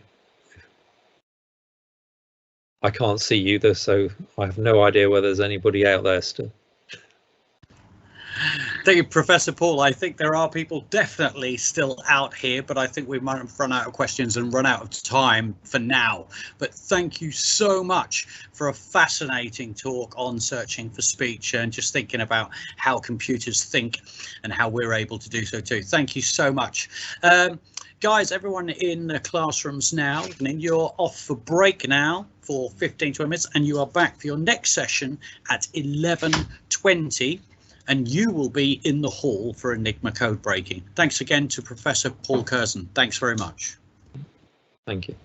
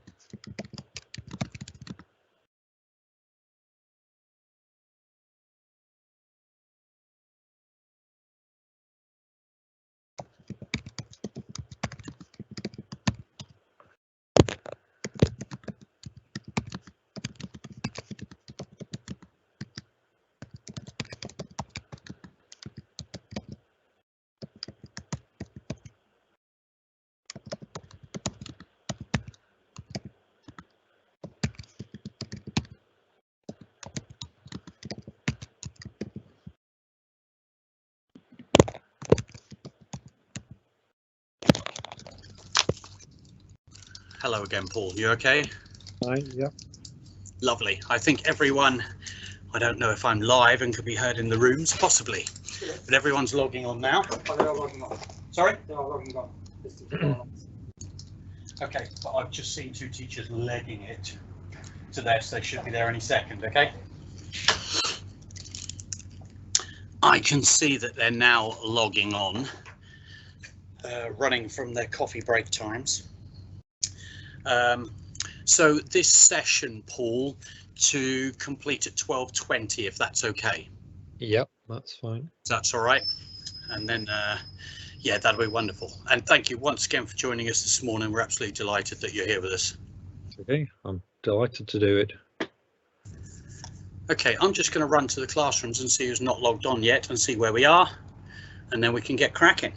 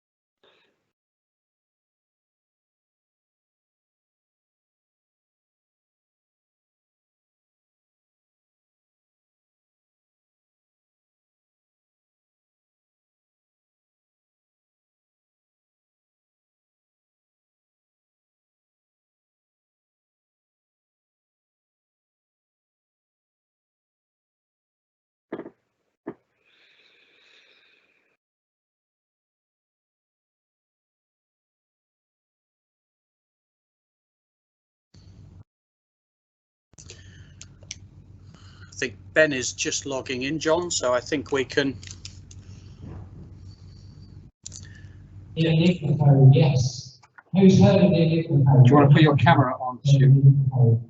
Okay. Has anyone watched the film The Imitation Game? Some of you have. Brilliant. Okay, so I have an Enigma machine here.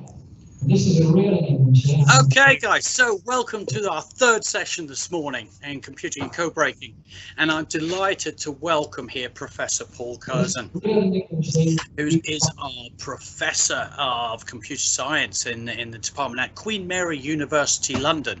Not only is he very passionate about computing in young people and making computer science fun for all through all kinds of workshops and outreach activities he does across the borough and across the area, but he's also the winner of the Taylor L. Booth Award for basically rejuvenating the subject of computer science in schools. He's here to talk to you this morning on his talk called Searching for Speech. I know you're going to have a great time.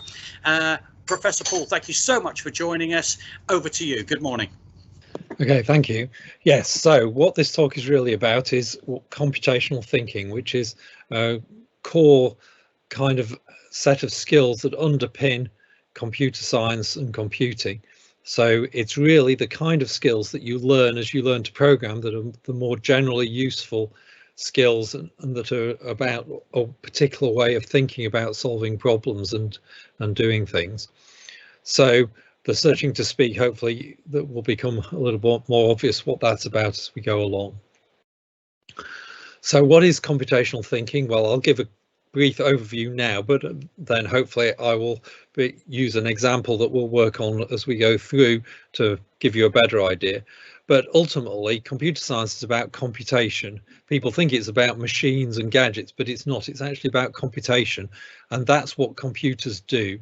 But computation is everywhere. People do computation as well. And so what it really is actually it boils down to just moving symbols about and replacing symbols by others. And that's everything you've ever seen a computer do. All it was doing really was playing with symbols. But how do they do things? Well, they have to follow instructions. They're just following instructions that tell them specific things to do. And that's what programmers do. They write the instructions. And computational thinking is the skills that you gain as you try and write instructions that computers can follow precisely to make sure that they do the right thing. So there's all sorts of separate skills that make it up, and I'll talk about these a little as we go along. But algorithmic thinking, abstraction, generalization, logical thinking, decomposition. So they're all ways of helping you solve problems. And they're all long words, and you probably don't really know what they mean at the moment or only have a vague idea. And hopefully I'll give you a little bit more of an idea about what these mean and so what computational thinking is about as we go along. But the real thing I want to get across is that computer science is not just about computers. It's about creating solutions for people, and that means it's about understanding people too. You can't solve the problems for people unless you understand the people and the context and what they're trying to achieve and why and what their problems really are. So that's what it's really about. And so I thought I'd pick a problem that was actually a very definite human problem and a really serious problem. So we're going to think about a medical problem, locked-in syndrome. So a person with locked-in syndrome is basically totally paralyzed. Perhaps they're able to move one eyelid, they could perhaps blink one eye, and that's about all they can do. So it could happen to anyone. It's very, very rare, but it happens sometimes when people have a stroke and they wake up in the hospital bed and find themselves paralyzed, basically. And when we say they can't move, that actually means they can't speak, because it takes a lot of muscles and, you know, you're moving lots of things, your mouth, your tongue, when you speak. So they can see and hear perfectly well. Their brain is not affected at all. They're perfectly intelligent as they ever were. So they can see and hear, but they can't actually communicate back when somebody's talking to them or about things that they see. They're basically an intelligent mind trapped inside a useless body. So it's one of the worst things that I can imagine happening to someone. And doctors and nurses, you might think, oh, if you wanted to help somebody with locked-in syndrome, become a medic. But actually, excuse me, medics can't do a lot to help. There's no cure for locked-in syndrome. All they can try and do is make people more comfortable. So we're going to ask, what could a computer scientist do to help somebody with locked-in syndrome? And the thing that they can't do is communicate. And actually, a lot of computer science is actually involved with thinking about communication, but usually about computers communicating with each other and allowing ways for people to communicate. So we're going to look at that problem. How do we help somebody with locked-in syndrome?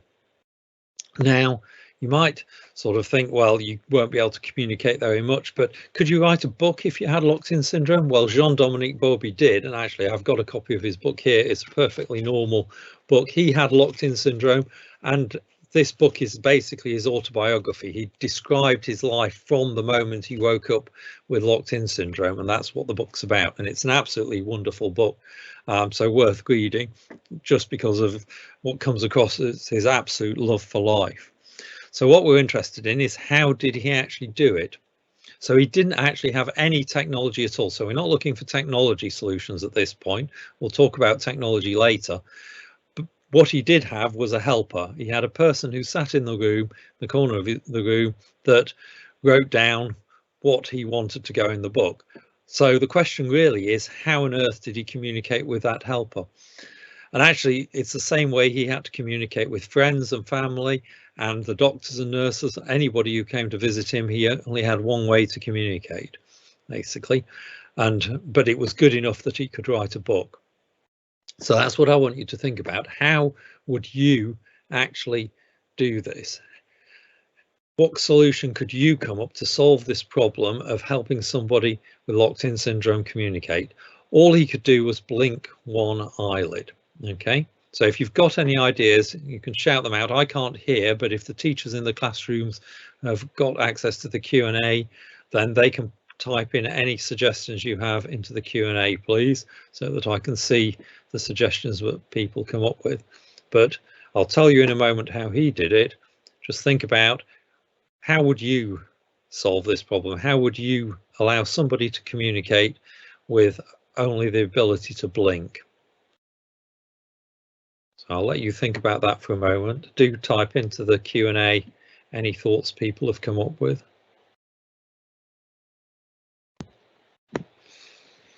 And then I'll show you how he did it.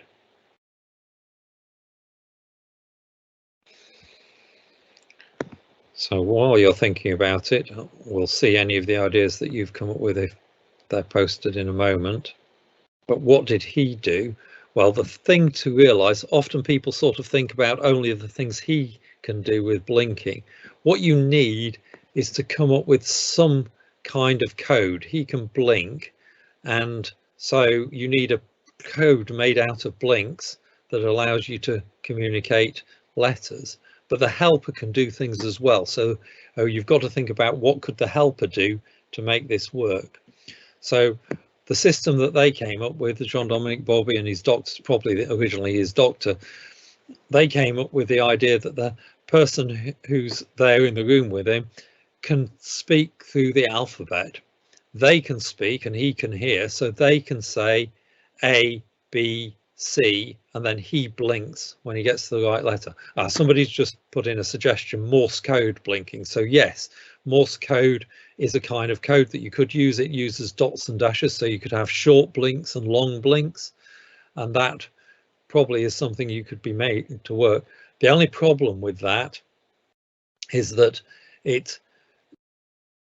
Morse code isn't something that very many people know, so you'd have to have sort of crib sheets that would tell people what the separate Morse code letters were, and everybody would have to try and learn it. And if somebody new came along, they would have difficulty communicating with him. Somebody else has suggested numbers relate to letters, so 1 blink equals A, 2 blinks equal B. So that's a good way that you could do as well. What's the advantages and disadvantages of that? Over Morse code, it's really simple. Anybody can understand that. The difficult thing, or the poor thing about it, is it actually takes lots and lots of blinks. So as you get to the later letters of the alphabet, you're now blinking lots and lots, and somebody's got to count all those blinks. So his way of the helper saying things, A, B, C, takes some of the pressure away from the person with locked-in syndrome. He just has to blink when they get to the right letter. So how does that work? Well, let's go to his book. So the start of the book starts, "Through the frayed curtain at my window, a one glow announces the break of day." So how did that get written down? How did that get communicated? Well, he thought of what he wanted to say, and then the helper started saying A, B, C, D, E, eventually S, T, and when they got to T, he blinked, and the helper wrote that down. So they wrote down the T, and then they started again. The helper said A, B, C, D, E, F, G, H. He blinked, and they wrote that down. And gradually they're spelling out letter by letter, through, and then the, and then frayed, all like that, a letter at a time, going through the alphabet. So I want you to get a feeling of what it's like to communicate this way. So I want you all to actually have a go at this. And I don't just want you to sort of have a go at it. I want you actually to think about if there are any problems that need solving. So what are the problems? Is what I've described all you need to know to make this work, or do you have to work out other things? And can you think of any improvements to it? Can you come up with better ways of doing it, better ways of communicating the letters? So a better version. So what I want you to do is, with the person that's nearest to you, so somebody next to you, close enough that you can turn to face them and they can say the alphabet and you can blink, or then swap over perhaps. One person is the helper, they say A, B, C. The other person has thought up a word that they're going to communicate, and they blink when they get to those letters. So I'll give you 3-4 minutes to do this and see how much you can communicate in that time. So everybody pair up with somebody near them. You can do it in 2s or in 3s and have a go at this, but think about what are the problems, what you need to solve to make this really work, and how can you improve it.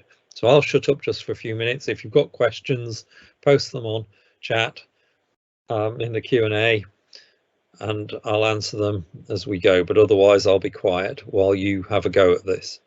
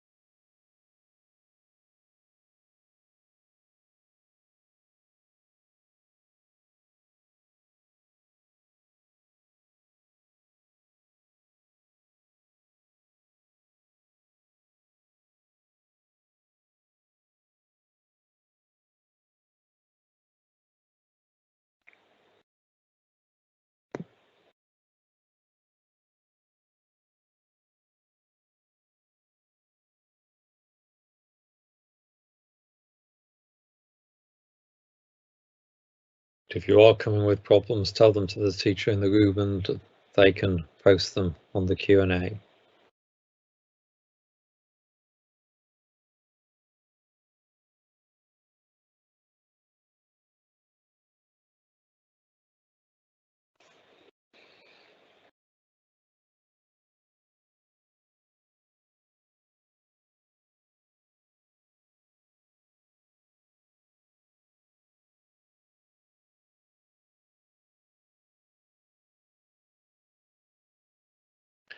Got about 2 more minutes. See how much you can communicate, how many letters, how many words can you communicate in the time.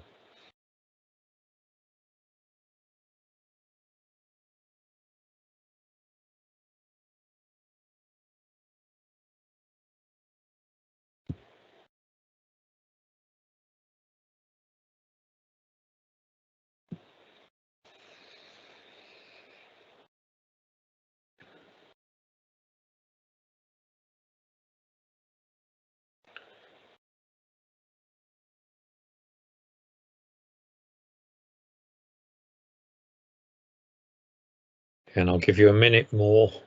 I've got one problem posted already. I'll talk about that once you've finished.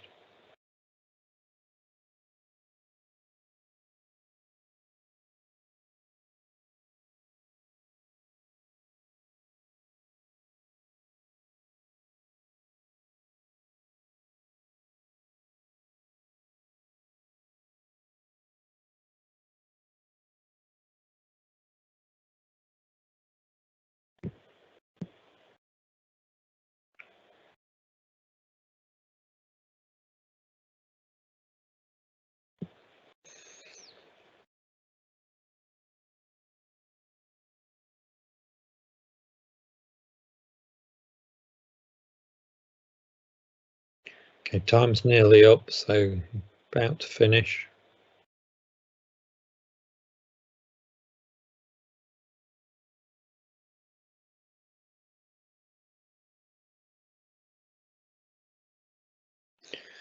Okay, so hopefully that's enough to give you a feeling for what it's like and maybe come up with what kind of problems there are.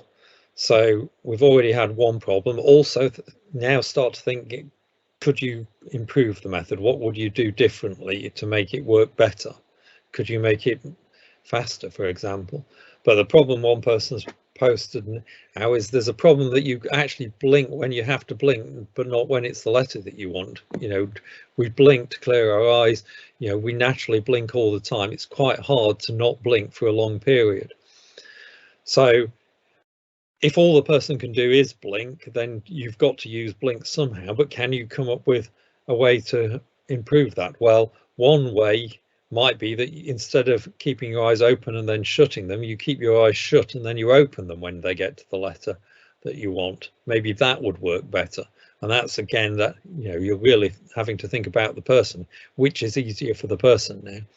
But another way is to sort of think, well, perhaps that doesn't happen too often, and all we need is a way to sort of say, okay, I didn't mean that blink. So we actually need, if you think about it, we've already got a general idea like that. When you're using word processor documents and lots of software, you have undo buttons that allow, when you make a mistake, you can just undo what you did and it goes back to the step before. So what we need is something that's the equivalent of an undo button here. But obviously all we've got is blinking. So what could we do that was the equivalent of undo? Well, maybe you just say, if you blink accidentally, blink twice.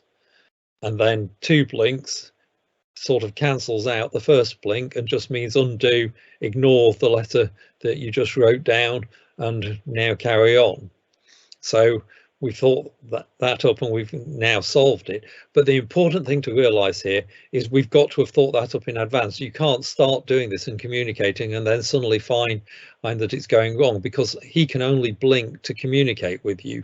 So, you know, if you haven't agreed in advance that 2 blinks mean this, then you're not going to know what it means if he does blink twice, and you may carry on, the helper may carry on going through letters of the alphabet. So this is the first point. So there's 2 things going on here. One, we're already doing algorithmic thinking. So what is an algorithm? It's just a set of instructions that guarantee to get a job done. Here the job is we want to guarantee that we communicate the right words, the right letters. So we've got to come up with instructions that each person can follow. So really it's 2 algorithms. The helper follows the algorithm, speak through the alphabet ABC and then write down the letter. The person with locked-in syndrome follows the algorithm, wait until you hear the letter you're thinking of and then blink. But now we've said, really, we need it to be a little bit more complicated than that. We also need to add some more instructions that say, if you blinked by mistake, then blink twice to cancel it out. And for the helper, we now need the instruction that if they blink twice in a row quickly, then that just means ignore the first blink. So if you don't sort this out in advance, then you really get into trouble. And the point about this is algorithms, as programmers, all programs are algorithms really written in a language that a computer can follow.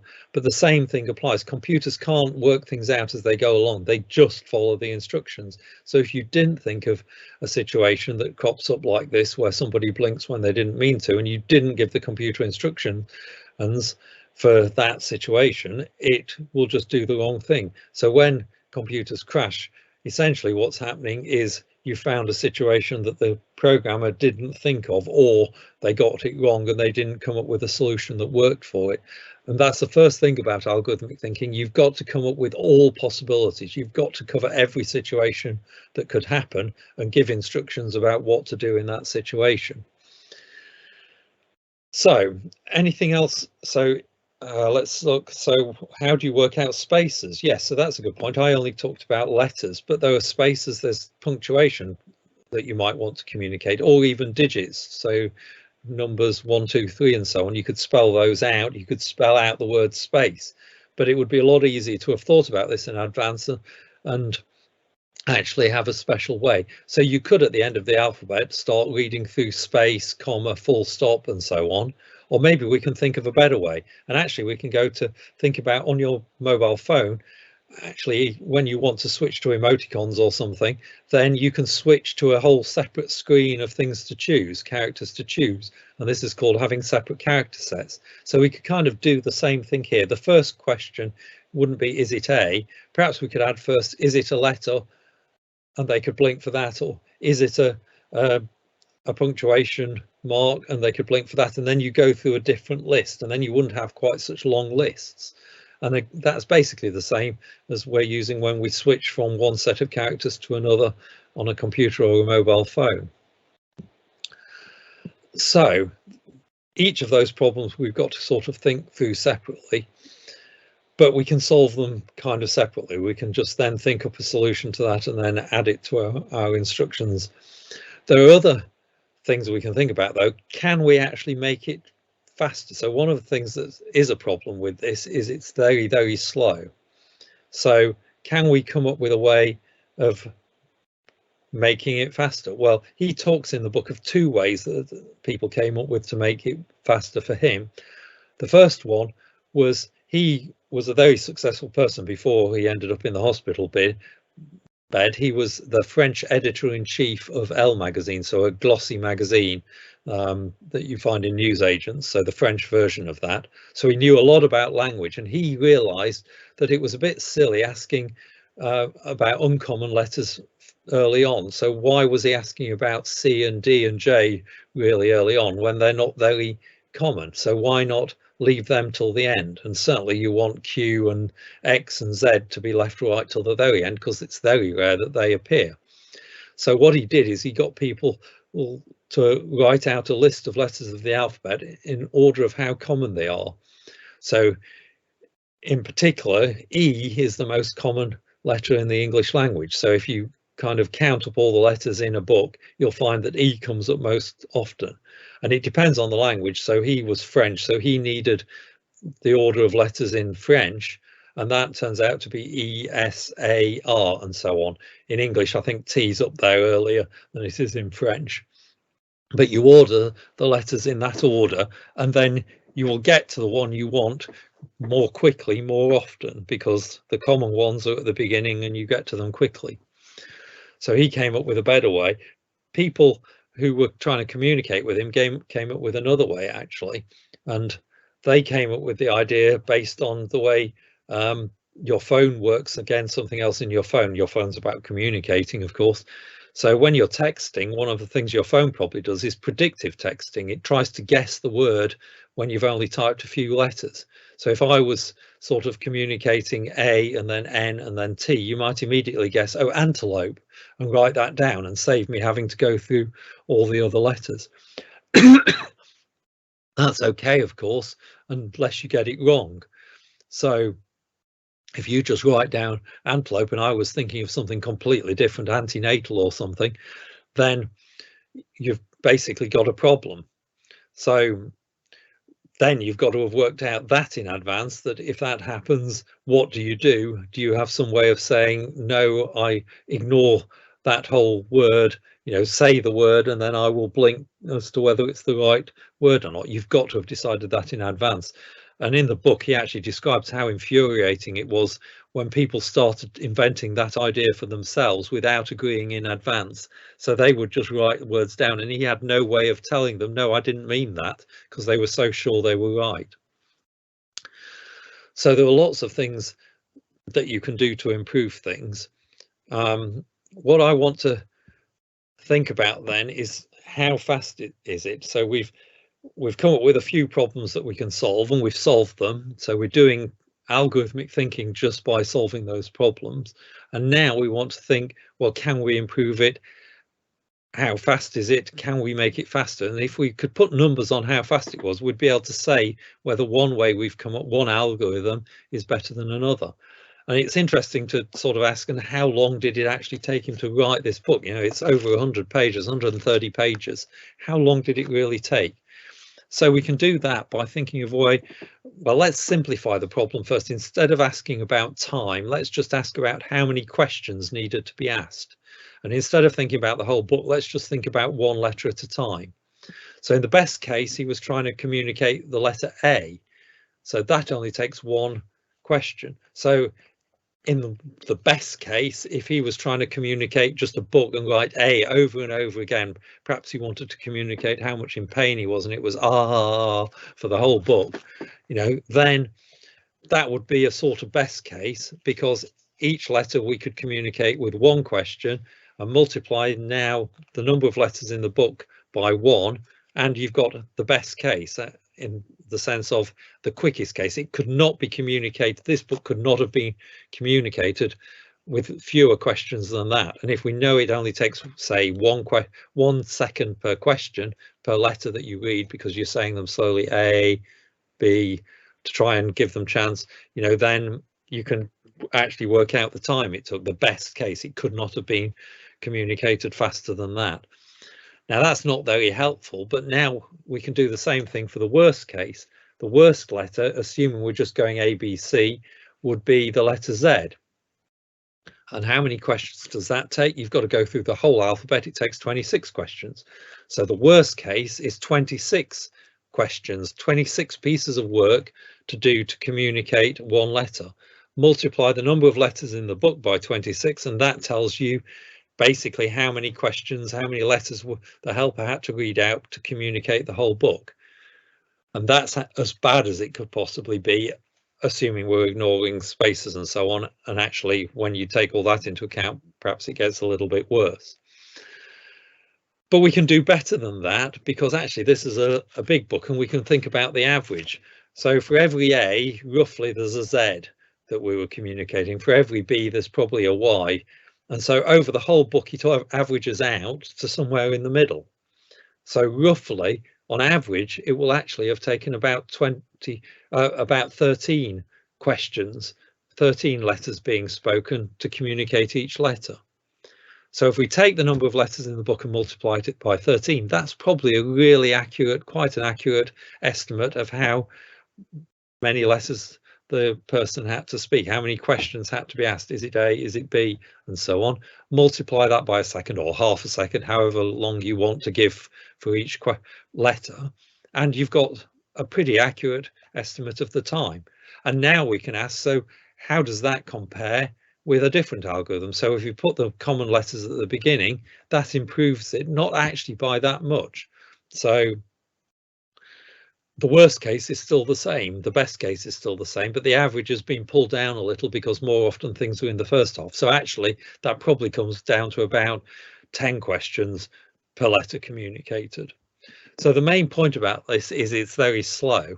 You know, even with that improvement, you're perhaps not 13 questions, you're down to 10 questions, and for any individual letter it could take 26 questions to get there, whichever of these methods you use. So the interesting thing here is that any computer scientist knows you can do this far faster than this. There is an algorithm or algorithms where you could do it in only 5 questions, and that's not on average, that's the worst it could happen. Not worst 26 questions, 5 questions is all it takes if you ask the right questions. So I want you to think about what the right questions might be and we'll actually talk through it in a moment. But first, let's just have a review. I said this was about computational thinking. So the first part of computational thinking is this algorithmic thinking, thinking about things in terms of the instructions, very clear, precise instructions that cover every eventuality. That's the really important thing, that everybody involved knows exactly what they're doing and they can just follow the instructions, and you guarantee to communicate the letters without mistakes. So you've got to come up with all the situations of where it could go wrong and have agreed what would happen in those cases. So that's one part, but there's other things going on. So we just used something called abstraction when we worked out how many letters we needed. So what is abstraction? It's just a long word that means ignoring detail, simplifying things in a certain way by throwing away the detail we don't need. And I did that when I said, let's not think about time, let's just think about the letters and how many questions are asked. So is it A, is it B, instead of thinking about seconds? And by doing that and ignoring seconds for a while, we could very easily work out an average number of questions asked, and then we can go from that and then work out a time answer to the question. And we're also doing a certain amount of ignoring detail when we basically say, well, let's not worry about a whole book, let's just thinking about a single letter. We're also doing logical thinking. We had to reason about how long it takes. We were reasoning about whether our solution would work. Would it actually stop the problems? We were doing logical reasoning as well to try and work out what the problems were. There's other things as well, generalizations. We're making connections and reusing solutions, algorithms from other places. So from mobile phones, we realized, oh, predictive texting. Mobile phones, when you're texting, are doing the same thing. You're trying to communicate a letter at a time, and it's very slow.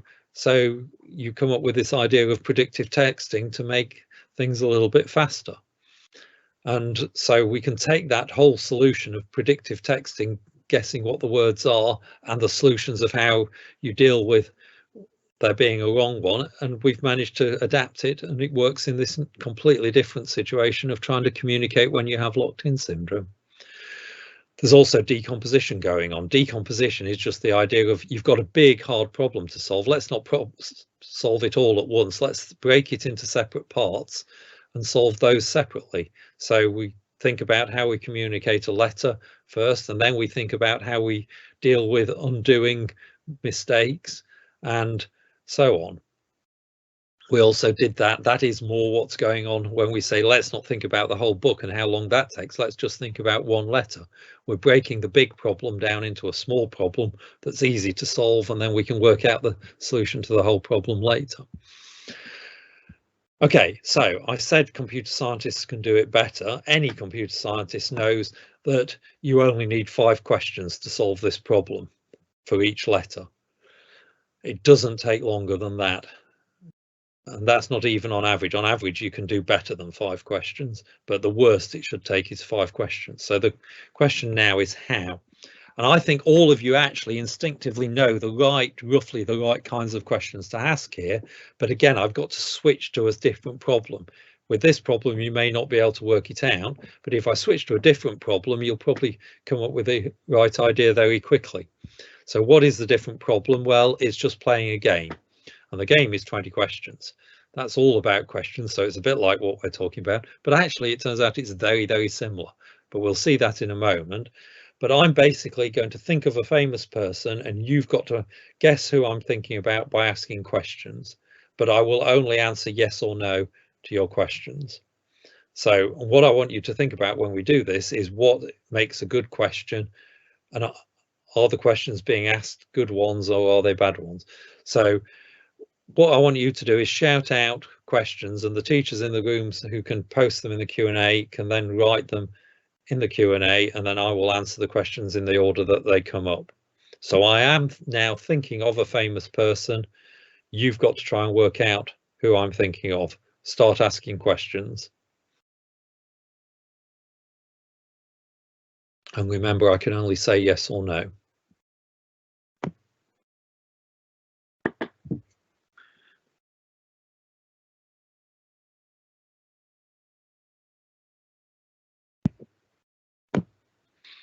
It will take a moment before the first questions come through.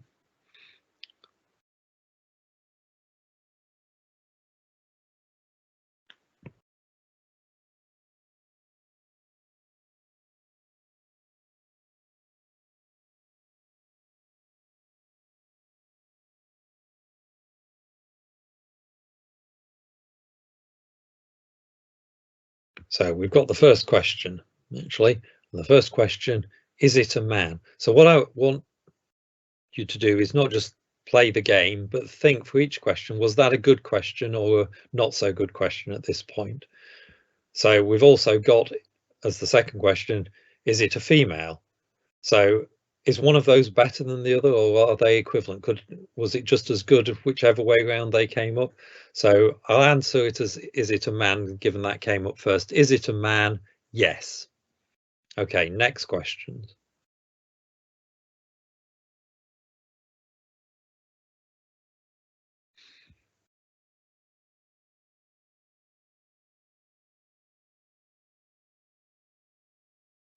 You can type in multiple questions. Don't necessarily wait for me to answer the ones before. We won't worry if the questions you ask have ended up already being answered. Any more questions?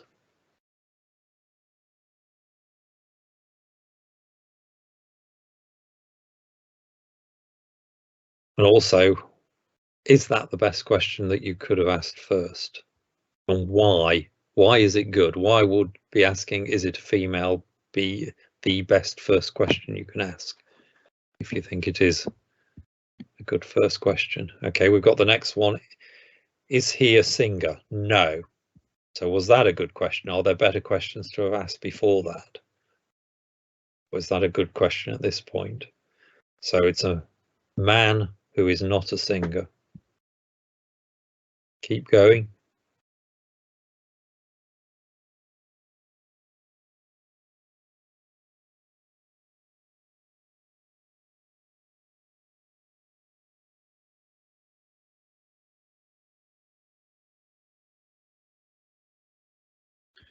Are they an actor? No.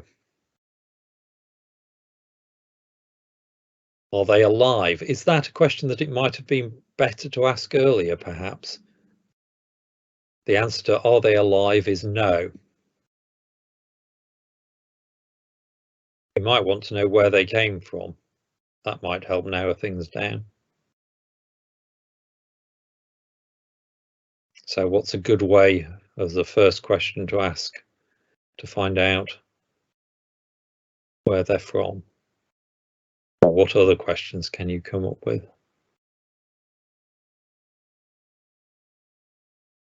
Again, what's a good question? What's a bad question? Could you have asked the questions in a better way? And what would have made them better? Do they play sport? No.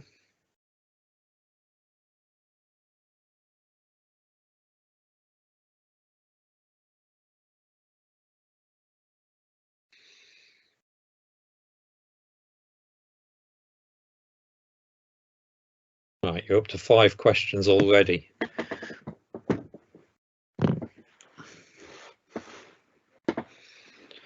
So can you narrow it down?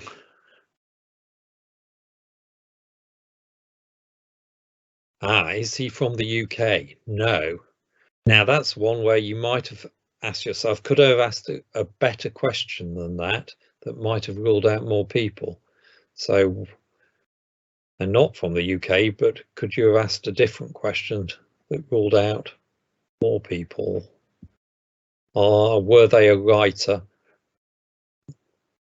I'll say no, that's not what they were specifically known for, though they did write at least one book I'm aware of.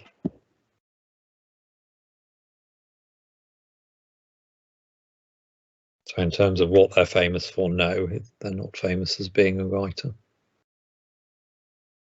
So build on where did they come from?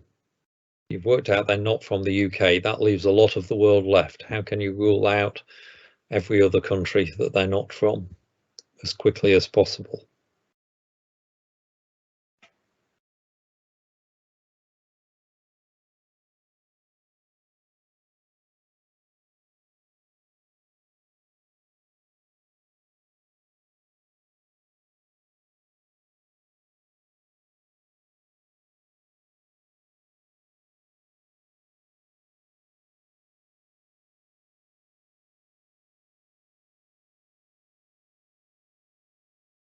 Was he a scientist? No.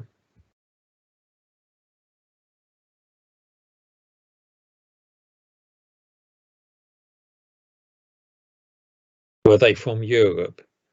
No. So that's interesting. If you'd have asked that before, are they from the UK, you wouldn't have had to ask two questions, assuming you believe Europe, the UK is in Europe, at least as a continent, even if it's not politically anymore. So no, they're not from the continent of Europe.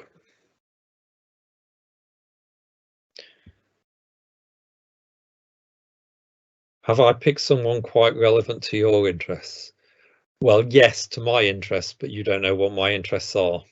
If you're really trying to ask, are they a computer scientist, I will answer that as no. But I certainly picked somebody that I think is an interesting person. And I'm very interested in what they did and how they managed to achieve it.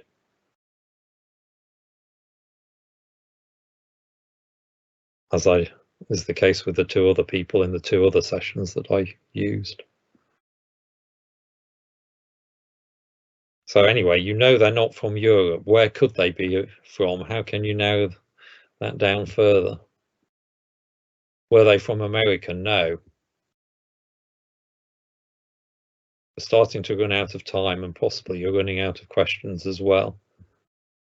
So maybe ask, you've done 2 continents, maybe try another continent.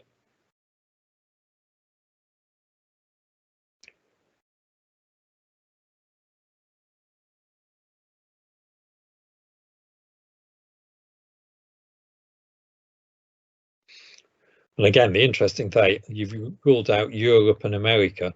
Perhaps you could have ruled out all of that just by asking as the first question, are they from the West or are they from the Northern Hemisphere? And then you wouldn't have asked, again, I had to have asked several questions because you could have ruled them out in one go. Did they die from natural causes? No. Did he die in the 20th century? Yes.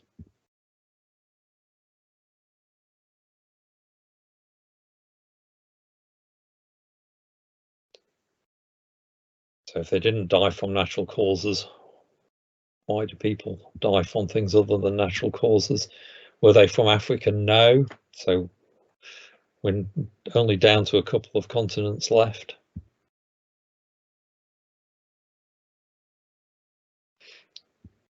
And at some point, of course, you might want to start guessing people, but you haven't worked out what they do yet or where they're from.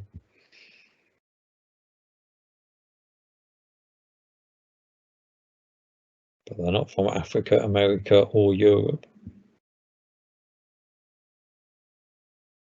I'll give you a bit more information to speed this up. They did live in Africa for a long time, but they're not African.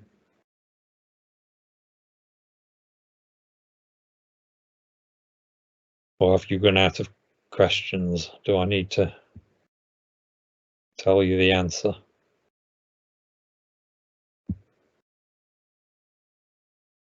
Let me throw some more in. Were they a politician? Yes.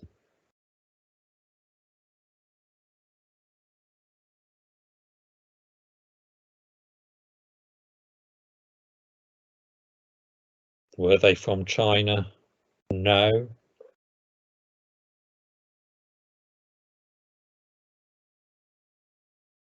Were they from India? Yes.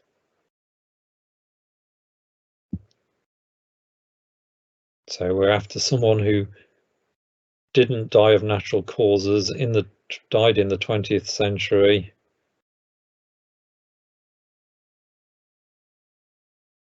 They're from India.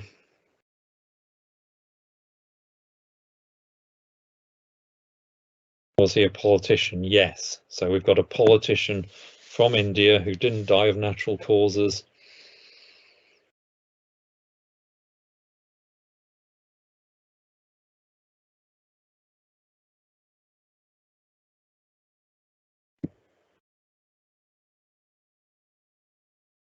Was he assassinated? Yes.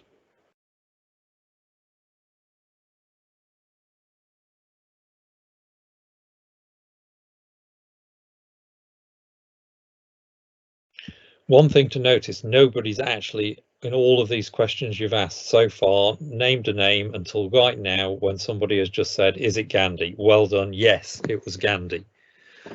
So I'm not sure how many questions that took, but actually it was just less than 20. So in the end, you did win, I think, or it was about 20. But I'm not really interested in who it was as such, or whether you won or not. I'm interested in what makes good questions. So you asked male or female first. Is that a good first question? Yes, it's a perfect first question. Why? What makes a good question is questions that rule out as many people as possible, whatever the answer. So given is yes and no as an answer, that means the best questions rule out half of the people with every question. So what you didn't do is start asking questions. Is it Adele? Is it Usain Bolt? Is it Churchill? Is it? Because that takes millions of questions.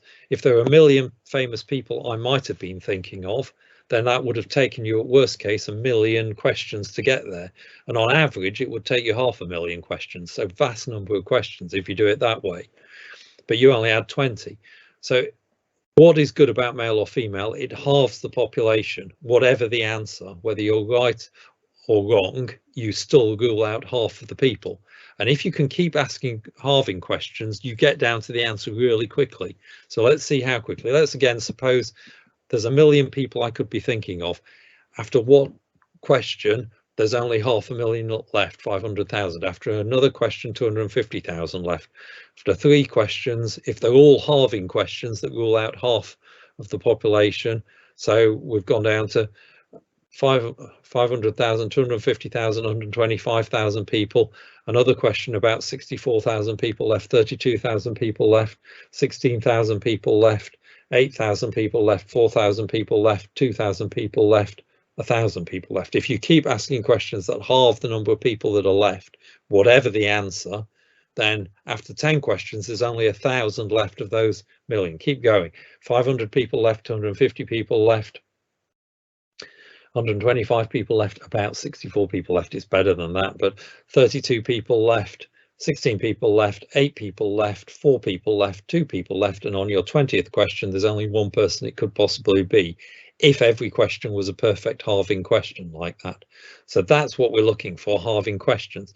So what we've just seen is it from 1 million people I could be thinking of, you could work out who it was if you can come up with perfect halving questions in only 20 questions. And yet when there were 26 letters of the alphabet, we said it could take 26 letters to get there. And on average, it would take 13. So why don't we apply this halving solution to that? Because what would we do if we say, is it Adele, is it Usain Bolt, is it Churchill? We're asking, is it A, is it B, is it C? That's the thing that's really slow. So this halving way is far faster. So all we have to do is divide the alphabet up in half and then in half again. And that's basically what I've done here in this decision tree. So it gives you the questions to ask. You start at the top and say, does it come before N in the alphabet? And whatever the answer, you've ruled out half of the letters in one question. And then whichever way they go, if they said, is it before N, you ask another question and you've ruled out another half. And keep going, and eventually you get down to 1. You get from top to bottom to a definite letter of the alphabet in only 5 questions. And there's some spaces left that you could put space, punctuation and so on, and still be able to do it in 5 questions. I've also made E faster so that you can actually get to the common letter E even faster than 5 questions. So no need to ask 13 questions on average, certainly not 26 in the worst case. At worst, you only need to ask 5 questions if you just half the alphabet every time. Now go back to this book and think about this book. Communicating all of this, we said using the ABC method, you multiply by 13 and you'll get an accurate estimate of how long it took.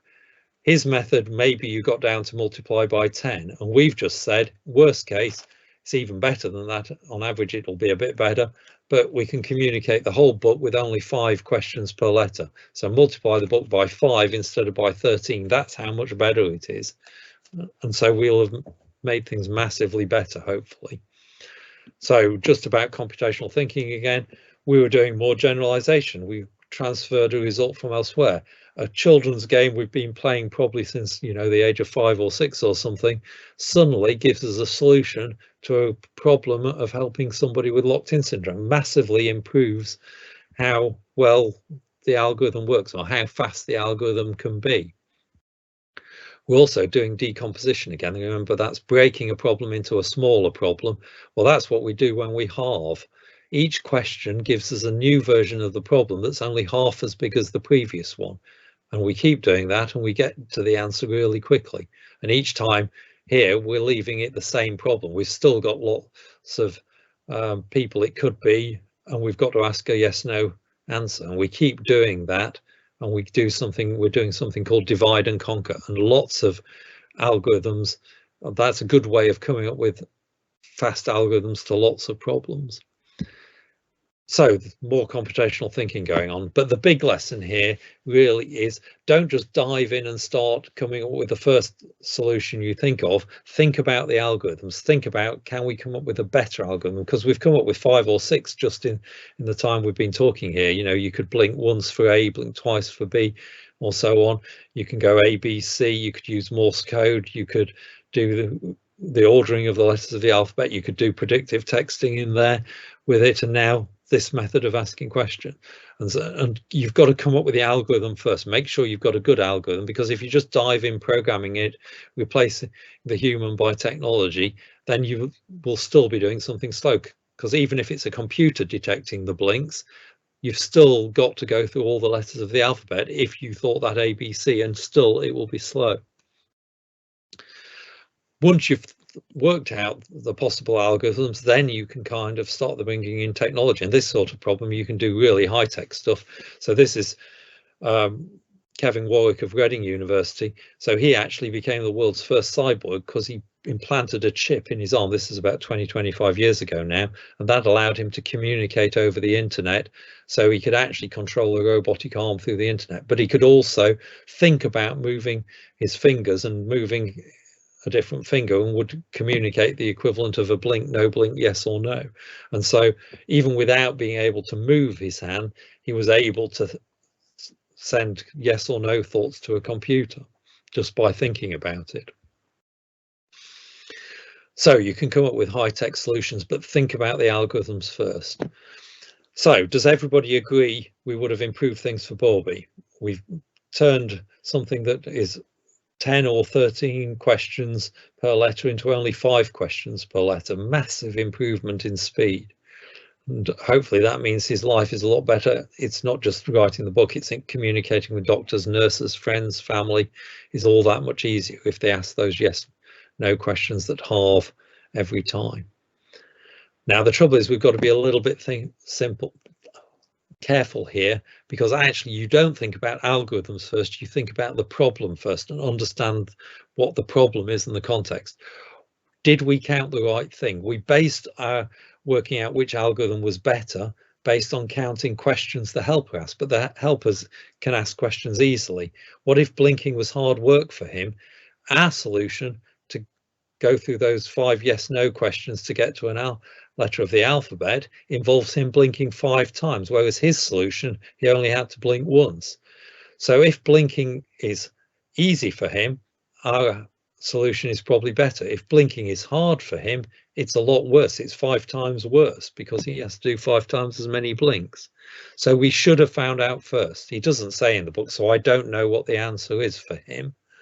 But that's the sort of thing you've got to find out. What is the problem? What is the problem you're trying to solve for people first? Understand the people, and then come up with the algorithms, and then think about how you can implement them using technology. So you must work out what the real problem is first. And that's what I mean about it's not about computers, it's about solutions for people and understanding people. But people also communicate with more than words. So just as a very quick last thing, this shows that we communicate through tone of voice and through expressions as well. So perhaps we should be thinking about how we can give him a way of expressing expressions and emotions. So this robot can't understand what he's saying, but picks up the tone of his voice. He's talking softly, You can be a silly robot, so try and it's touch happy, you. but then when he gets Silly robot. angry and the tone of That's his right. voice gets I get sharp, sad now, yeah? goes But unhappy. stop doing that. That's right. Silly robot. You stupid robot. But if he talks calmly again and softly, it picks up that he's happier again, and it starts to cheer up. And it can also be surprised. So when he shouts at it suddenly. Sometimes I've just had enough of you, you silly robot. So this is something that one of our students created as part of their undergraduate project, and it basically shows that you can actually make computers communicate with more than just words. And here it's communicating, he's communicating through tone of voice, it's communicating through expressions, and you can see a lot about what you might think it was feeling from that. So I better sum up, we've run out of time. So computational thinking is about thinking skills around algorithms, coming up with precise solutions that work whatever situation. Think through every possible situation that could happen and give the instructions about what to do. And that involves all these separate things: algorithmic thinking, abstraction, generalization, logical thinking, decomposition, and so on. But most of all, it's not just about computers, it's solutions for people, understanding people. And that's what I want you to remember from this talk. Computer science, yes, you have to understand machines and computers, but to be a really great computer scientist, a really great programmer, you should understand people too. So at that point, I'll stop. Thank you very much. I hope that was interesting. And I hope you know a little bit more about what computational thinking and so what computer science is ultimately really about. And if you become a computer scientist, you'll make sure your solutions work for people. So thank you very much.